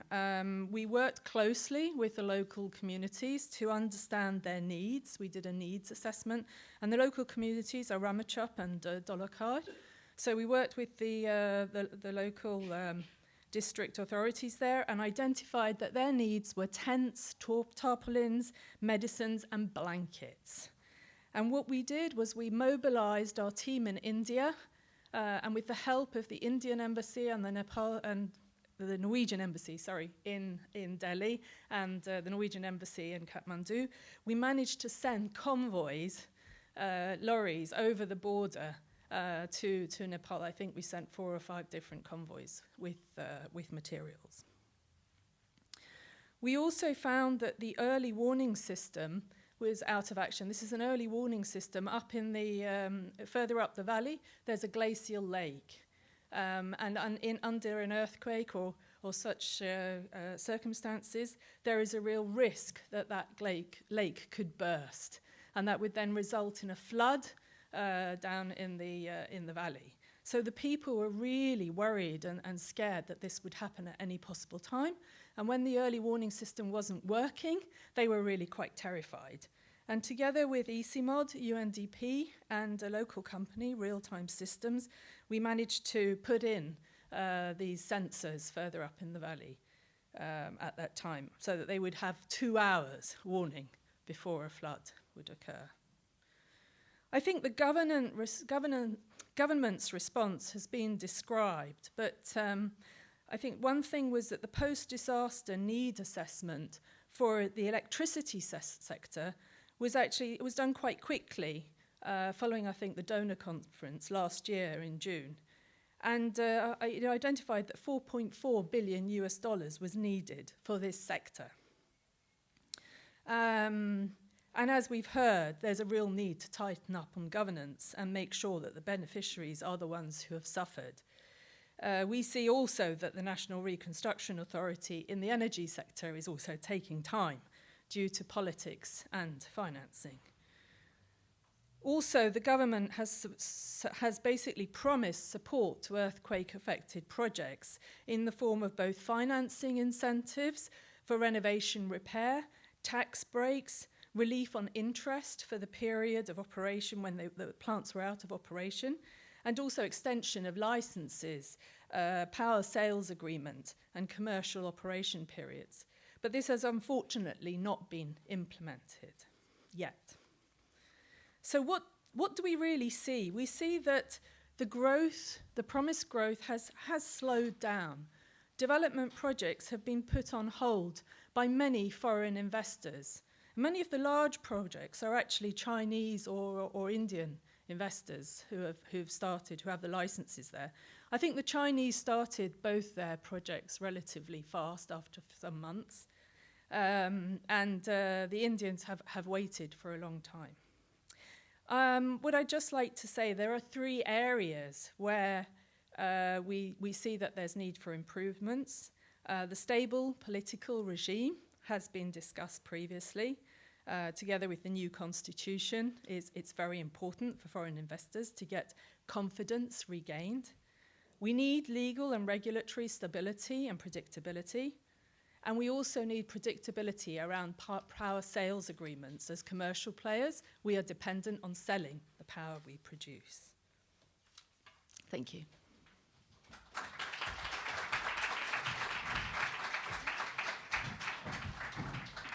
So then we would need the PowerPoint, and then I would like to welcome Vigdis. She's a program director of Plan International Norway, and she's going to share some thoughts about the education sector in Nepal.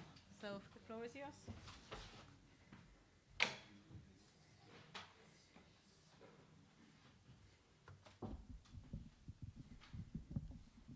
Thank you.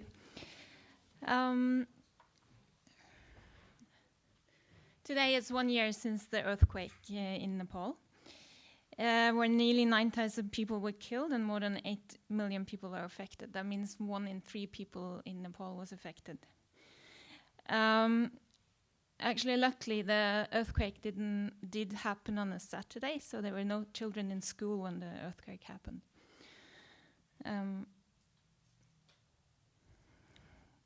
More than 35,000 classrooms were destroyed, and more than 1 million children did not have a school to return to after the earthquake. And when a disaster like this happens, the humanitarian needs are enormous. Not only is it important to provide the necessity as shelter, food, drinking water, and sanitation, but providing education is also very important in this part as part of an immediate humanitarian response.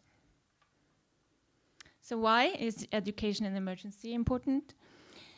Education offers children a sense of normality, help them to better cope with new challenges, to adapt and heal, while ensuring as little disruption as possible to their development. Resuming education also minimizes protection risks, including child labor and trafficking, by having secure, supervised environment during the day. In disasters, the combination of poverty, loss of income, and increased vulnerability may also compel families to resort to grave decisions such as early marriage or child labor or trafficking. The longer the family remains displaced outside of permanent housing and stability, the more vulnerable young people become to these conditions. So, Plan International is giving humanitarian response after this earthquake. Not only child protection, water, sanitation, shelter, health and food, but also education. So temporary schools have been built in the affected areas. So you'll be able to give 21,000 children in 310 temporary schools. 45,000 children has also received psychosocial support, informal education and life skills.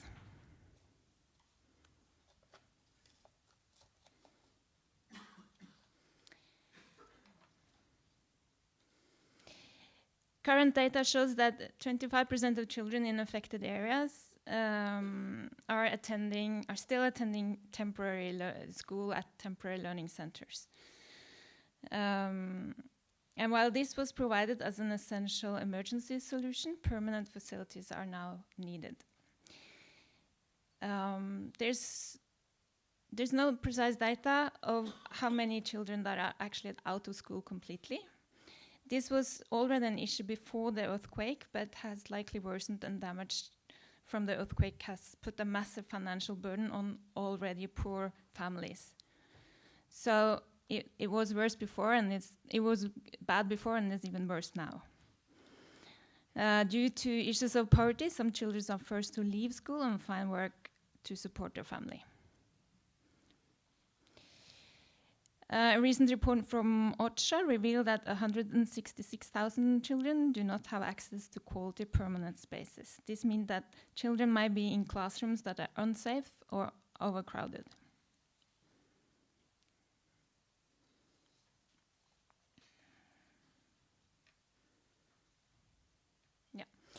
So 1 year after the earthquake, very little has happened in terms of rebuilding of permanent constructions, permanent houses and schools. This due to slow bureaucracy and fuel crisis.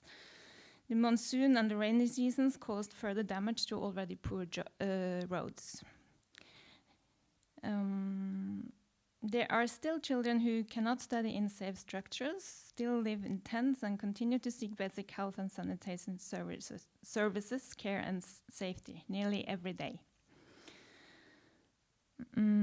So the building of permanent constructions is needed. And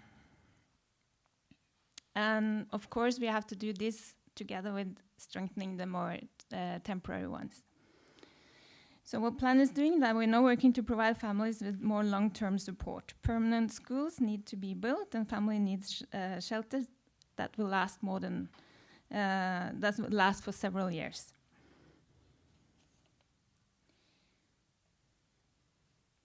So Plan is actually planning to build 20 new schools, repair 1,600 classrooms. All of these will be in accordance with the Safe Schools program that we have. There's a saying that goes like natural hazards and man-made disasters, and that means that earthquakes, flood, landslides, etc. that happens, but whether it causes a disaster depends on how prepared you are, how well prepared you are. So for Plan, this means to provide safe constructions that are planned to minimize the damage from earthquakes and floods and landslides. It's not only safe constructions, but it's also constructions built in a safe place. So you don't put the school next to the river when there's an area where there's often floods and things like that. But also a safe school does also not just a safe structure. It also means that teachers and students are trained to know what to do in case of emergency. And this is illustrated by these kids. This is not Nepal. This is, I think, an African country. This is illustrated by training to take shelter or take cover under your desk if there's something happening.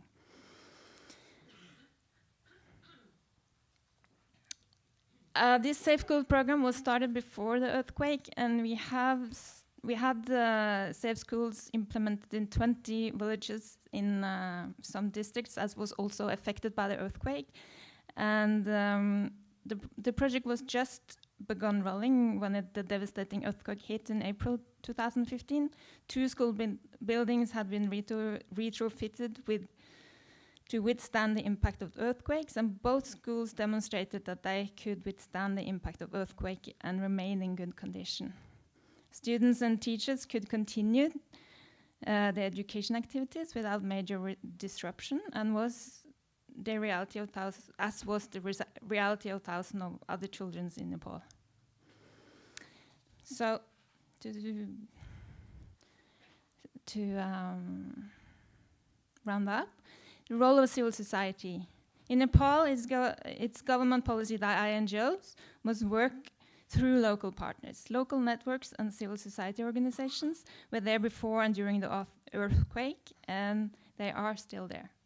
They have local experience, knowledge, and contacts, which are huge advantages in all phases of the relief effort. We can and must support them further in their efforts to build their communities and their country. So to finish what I think Mari from NCI already said, we need to build back better. Thank you so much.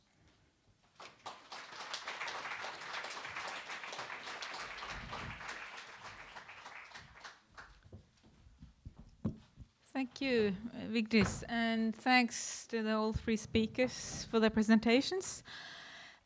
Before we open for questions, I actually would like to give the opportunity to Gauri to comment, and if you have any questions to the panelists, you're free to ask them now. If you want to comment on something they have said, is this in line with what you think is needed in Nepal?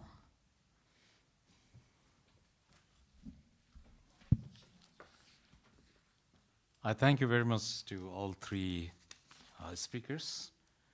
I think that is very much based on your experiences and the local reports you have.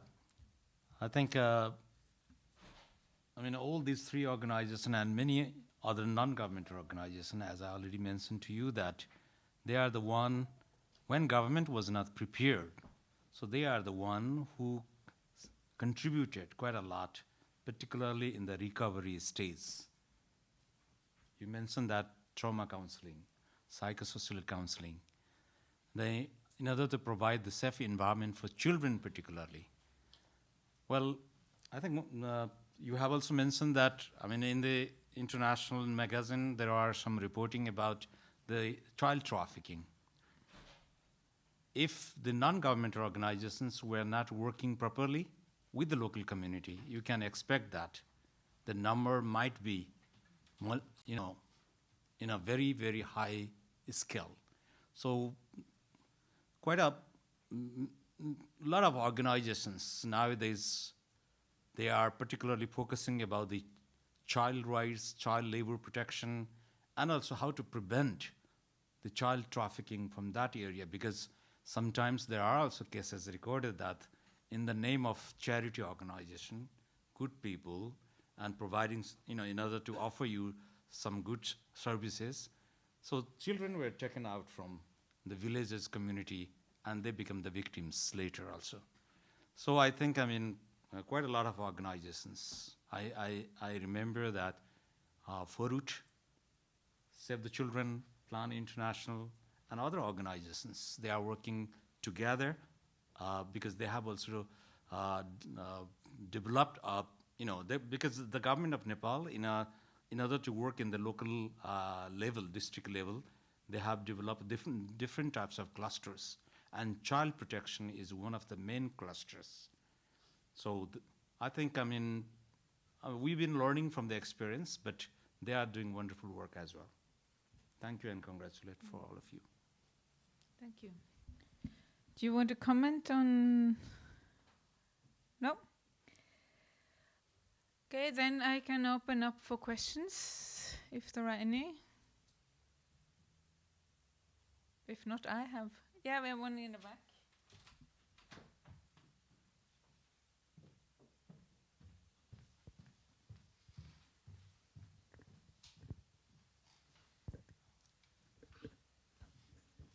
Thank you for your contributions. I have a question for Tima. My name is Mikkel Vindeg, by the way. I'm a PhD student at the University of Oslo, preparing to do research on Nepal in social anthropology. I was wondering if you could elaborate a bit on the fact that Statkraft reportedly pulled out of the Ngakhusi project, which would feasibly be a very great benefit to the Nepali population, whereas I do understand that Statkraft is not an aid organization as such. The timing would seem very unfortunate. So, and from what I've been able to find, the news reports regarding the reasons for pulling out have been very limited. So I was wondering if you could say a bit more about that. Thank you. I can comment that. We've been working on the Ngakhusi 3 project for many years. I think I'm not absolutely 100% sure about the dates, but I think we got the license in 2008. We spent a lot of money developing the project. It's been put on ice several times in that period because the project was just, it was difficult to find it commercially attractive. The market is extremely depressed in the region. The offtake or the sale of power, the export of power to India is not feasibly possible at this point in time. And the Nepali Electricity Authority weren't willing to give us a commitment to purchase the power in a fixed PPA.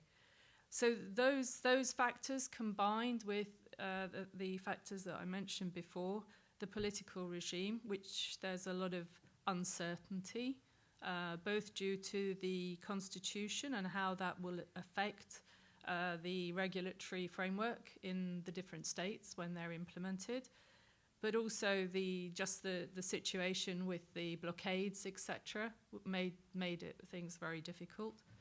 We have the legal framework and the regulatory framework is fairly unstable in Nepal. There are many new demands, many new incentives coming in, and I'm not saying that they are wrong. I'm just saying that we need to have them structured and systemized so that they give foreign investors predictability. So I think those factors combined with Statkraft's current situation where we have capital constraints basically resulted in us finding it best to inform the government that we wouldn't proceed with the project. We were under a lot of pressure to commit to further development at that point. I'd just like to add that we are a long-term player in Nepal. We have been there since 1995. We've been present through the insurgency. We have a license for our current operating plant until 2045. So it does not mean that we aren't looking for other opportunities. It just means that particular project wasn't the right one.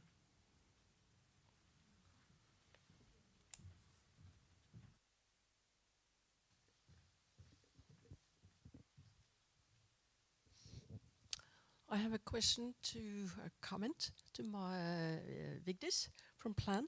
Last year I attended a seminar. It was organized by engineers across borders. And the topic, of course, was how to build earthquake-safe houses. There was one person, I don't remember where he came from, but he mentioned this with establishing training centers, possibilities for Nepalis to learn how to build.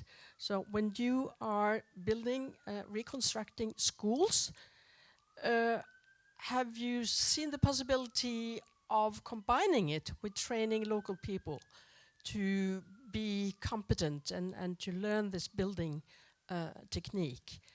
I know Houghton did that when he was constructing the power stations in the old days. He established technical training centers to enable local people to be competent and to contribute to development. So my question is, combining building and training local people. Thank you.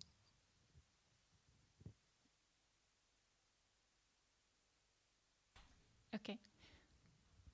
I have to tell you a secret. I started this job in January, someone quite new. But in general, plan work through local partners or work with the local communities. But I might have to come back to you on the details on how the construction is done, but that's a general principle for how we're working. So, yeah. Yeah, thank you. A comment to that one? Okay. And yours is comment?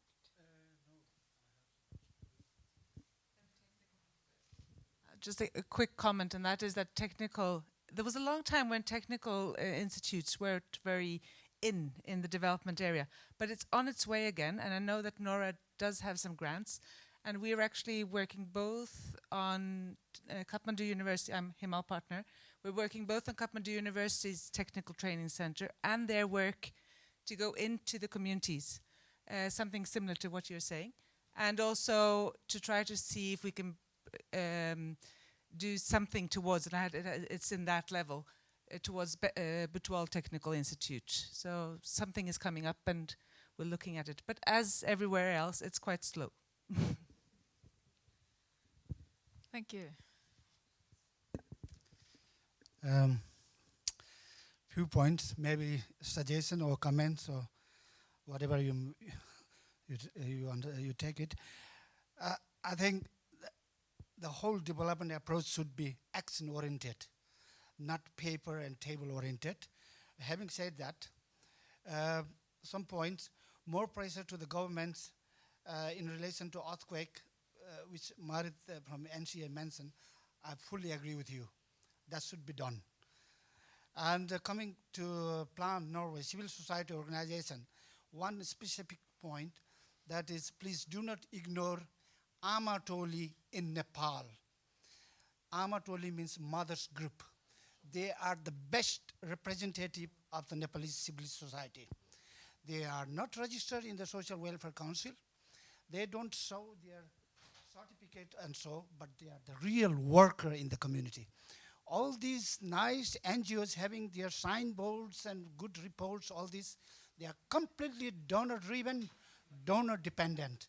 And there are a few charismatic leaders are leading them, and there is a clinch between the bureaucrats, international donor communities, and these NGOs leaders. Please avoid this or minimize it. I don't mean that they are not the civil society, but you have to minimize it. And further, point 4, that is extensive efforts in the hydropower. Please, Ngakhusi, I have been hearing for several years. When Panchayat failed, and the democracy came in 1991, 1992, the Prime Minister of Nepal, Prasad said, well, I will bring Melamchi water to Kathmandu Valley within 2 years. Now it has passed 25 years. As an embassy employer, I myself, I have been to Melamchi River and seen that nice, well-quality water, but it hasn't come to Kathmandu Valley yet. Millions and millions of money has been spent on the pipeline and process, but no result. And we need more power. Mavi said, well, within 2 years, we shall produce 10,000 megawatt electricity. Nepal hasn't produced even 2,000 megawatt yet. This is a very funny scenario. And not much hope for what you guys are doing. Sorry, very sorry. So we need more jobs, we need more energy. I think you should dare to go more in a dynamic way than only paperwork. Thank you very much. And just one replique to when you compare the Scandinavian or Western donor community with the Chinese, Indian, who are also actively involved in Nepal, Western peoples have, Western international community has taught Nepalese what is about the right, but they have not taught about what is the responsibility. Rights and responsibility must go together. It must go together, otherwise it will never function. The whole civil society is fully aware of their rights, but they don't know what is their responsibility. I'm sorry, as a Nepali, as a Norwegian, having worked many years in Nepal, that's my frustrated conclusion. Sorry, thank you.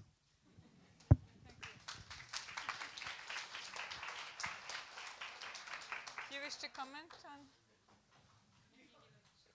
Yeah.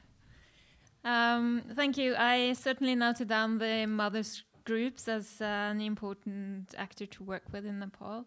I think you touch upon a quite common challenge when you work in other countries, that the real civil society is often not like organized as formal NGOs, but they're still very important actors, and to find good ways to work with them is very important. So I have noted down mothers groups on my paper here, and then I will take it with me when I go to Nepal next time.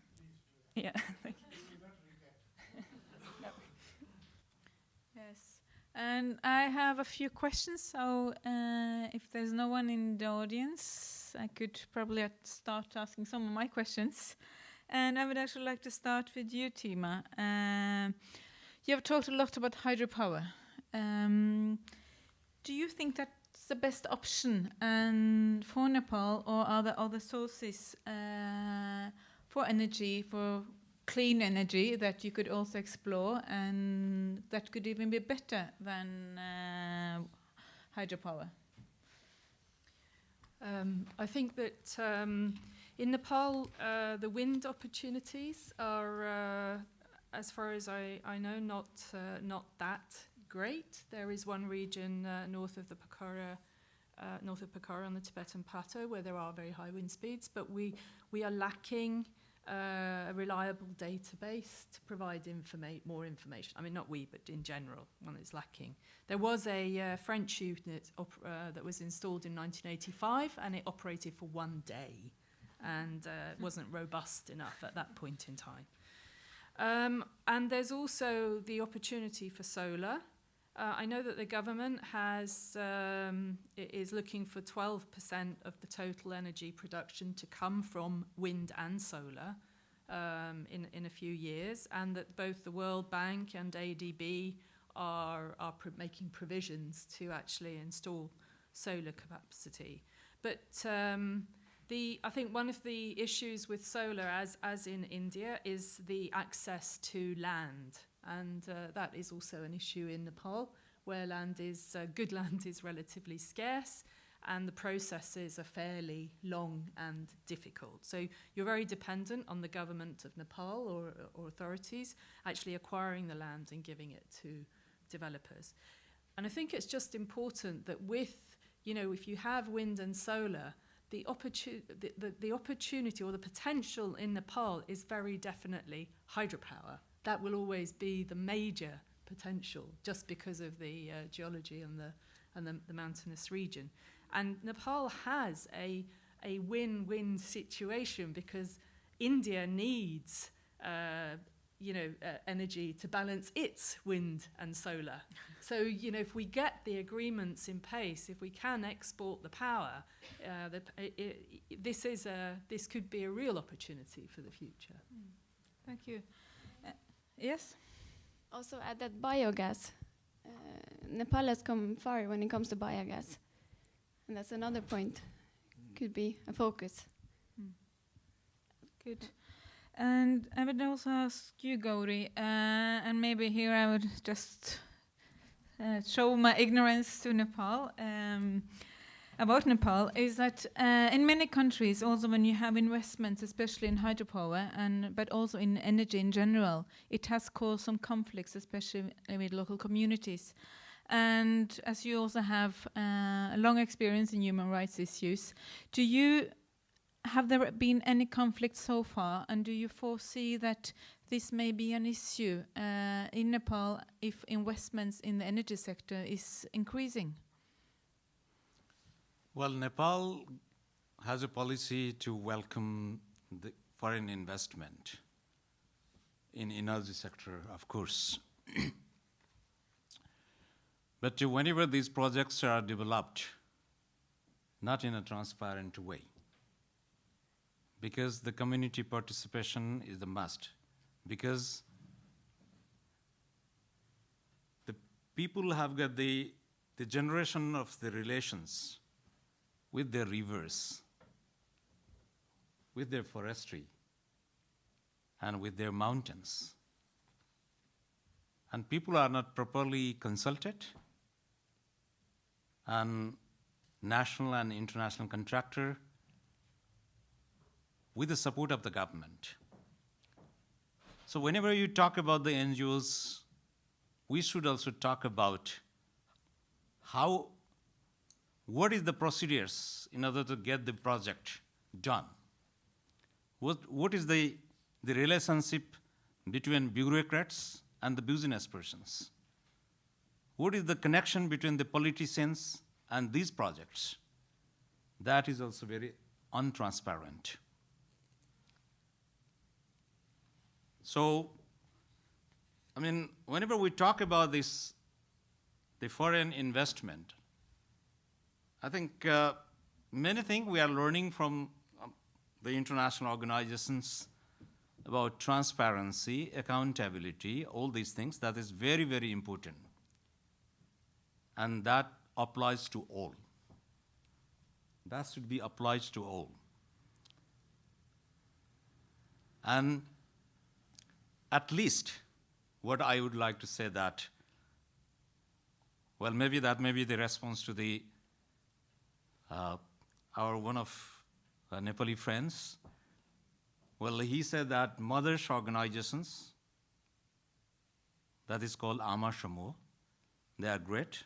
They are contributing quite a lot, particularly for the local issues. But we should also regard to those many organizations who have contributed for human rights, democracy, and the development in Nepal. They are not only looking for the dollars, though they are regarded as dollar harvesting organizations.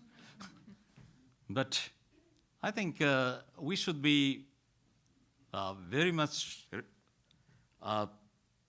truly reflective that their contributions also should be respected, regarded, and there are, of course, constraints. I also would like to say that, well, be careful of, there are fake NGOs. And who are creating fake NGOs? There are also, we have to find out.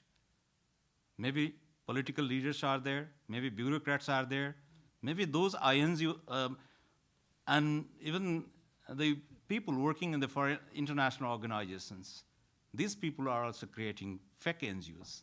So in the name of the real, genuine NGOs, so I think we really need to, well, their work has to be assessed through their action. And there are many good NGOs also. Please try to reflect the truth and reality. Thank you. Thank you. Do you like to comment? No. I can just comment, because I very much agree with Gary, and I think that yes, community participation is a must, and consultation is a must, and it's not always easy because different parties have different, goals and targets, and these things take time. And what we are experiencing in Nepal and in other countries is that, the local populations, of course, they see huge investments coming, and of course they want their fair share. And that can result in aggressive outfall, demands, conflicts, etc. But I think this is something we have to work very hard with and find good solutions. And I think the participant here who said that rights and responsibilities must go together, that is for all parties, locals, politicians, and for the developers. Thank you. And Mari, you said that you have to build better, and at the same time that you also mentioned some problems, especially in the beginning when people don't have, let's say, nothing to eat, and then you start doing other things. And we know that there is still a big issue about food security. It's not enough food in many affected areas. So how will that in some kind of way affect, and will it affect the whole process of building better, because that also requires people to participate if you want to have good responses and a good system for preparedness.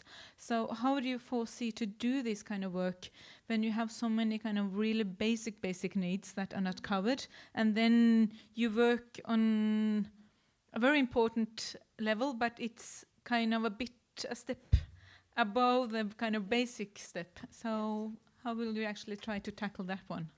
No, I think it's really important for the different clusters to coordinate, so that you can, first of all, you need the local communities to decide the priorities in the society.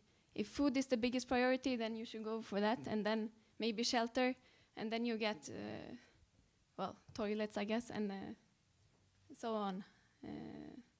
Because you need people to be focused on and to want to participate when you are working there. So I think that's really important, the prioritizing. Yeah. And just my final question is to Vigdis when it comes to education. And you have shown that there's a huge need for schools. We don't have adequate classroom, etc. At the same time as we also know that Nepal has a very high rate of reproval, that it's more or less 50% of the students that actually don't pass their exams. So is there a way that you can try to do both, or do you have to do the step as Mari proposes? And how do you have any suggestions on how Norway, as we prioritize education, how should we also focus not only on the physical infrastructure but also on the quality of education, which is a really big issue in Nepal? Yeah, I think when a disaster like earthquake happens, first priority is just to get some schooling back, or as much schools back as possible in a short amount of time. But then I think also Nepal is a good example of that the emergency response and long-term development, that these two areas are more and more interlinked. So now the situation in Nepal is that you have the temporary schools are not temporary anymore. They are permanent, but they're not built for being permanent. They were meant just to be a few months temporary schooling. So I think, yes, after the first response to get up some temporary schooling structure, as quick as possible, we also need to look at the quality, because there's reasons to believe that the temporary school will be more permanent than you like to think. So, and I think that's something that we learned from Nepal, and that we shall bring with us to new areas and new disasters, that as soon as possible also look at the content of the education and the quality of the education, both in temporary schooling and also in the permanent schools. Yeah, thank you. I have time for one last question from the audience, if anyone has. Yes?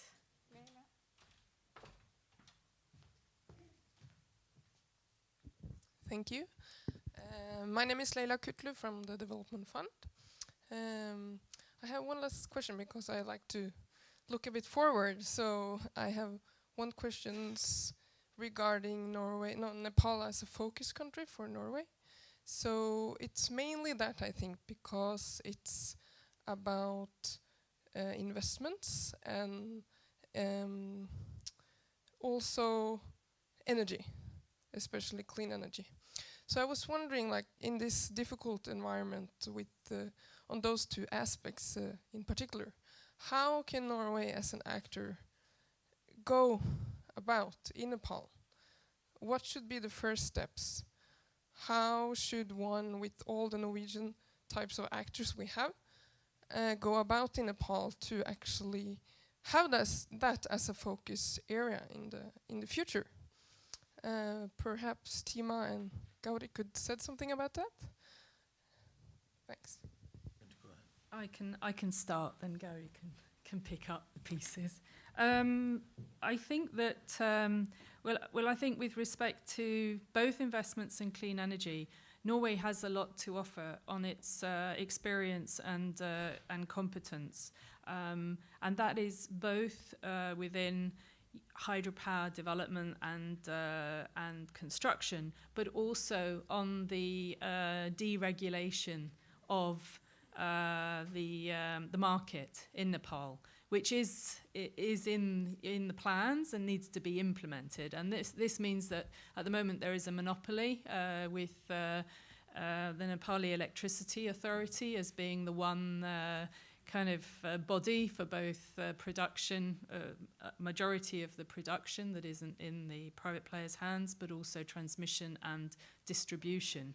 And here Norway has been through the same process in the 90s, and I think there are similarities or experiences that can be shared there, and maybe some of the actors can be more forthcoming as advisors to the Nepali authorities, and particularly in getting the market in place also with India. Well, I'm not an energy expert. But Nepal has been trying its best in order to get the clean energy, particularly the innovative energies sort of things, and we can learn a lot from your experiences.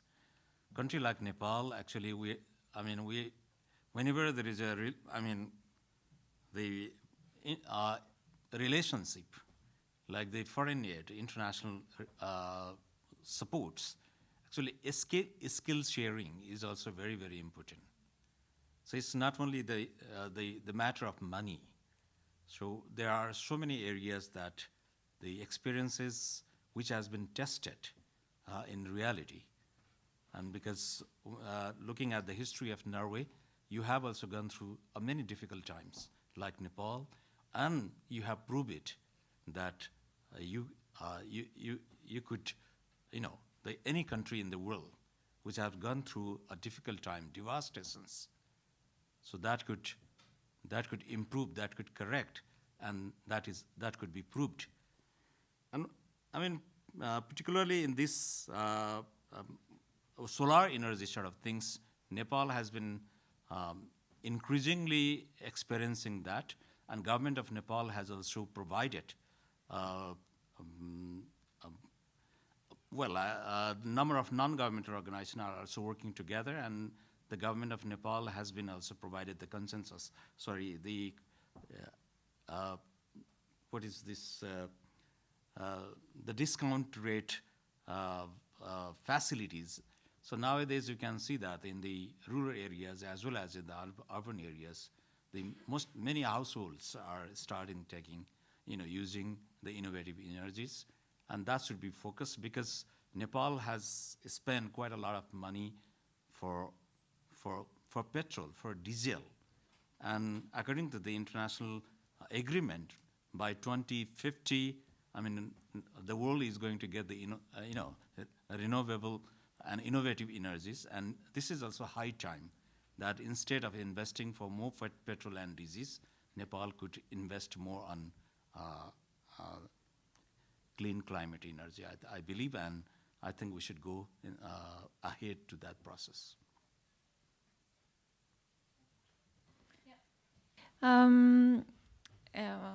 I would say to your question that we need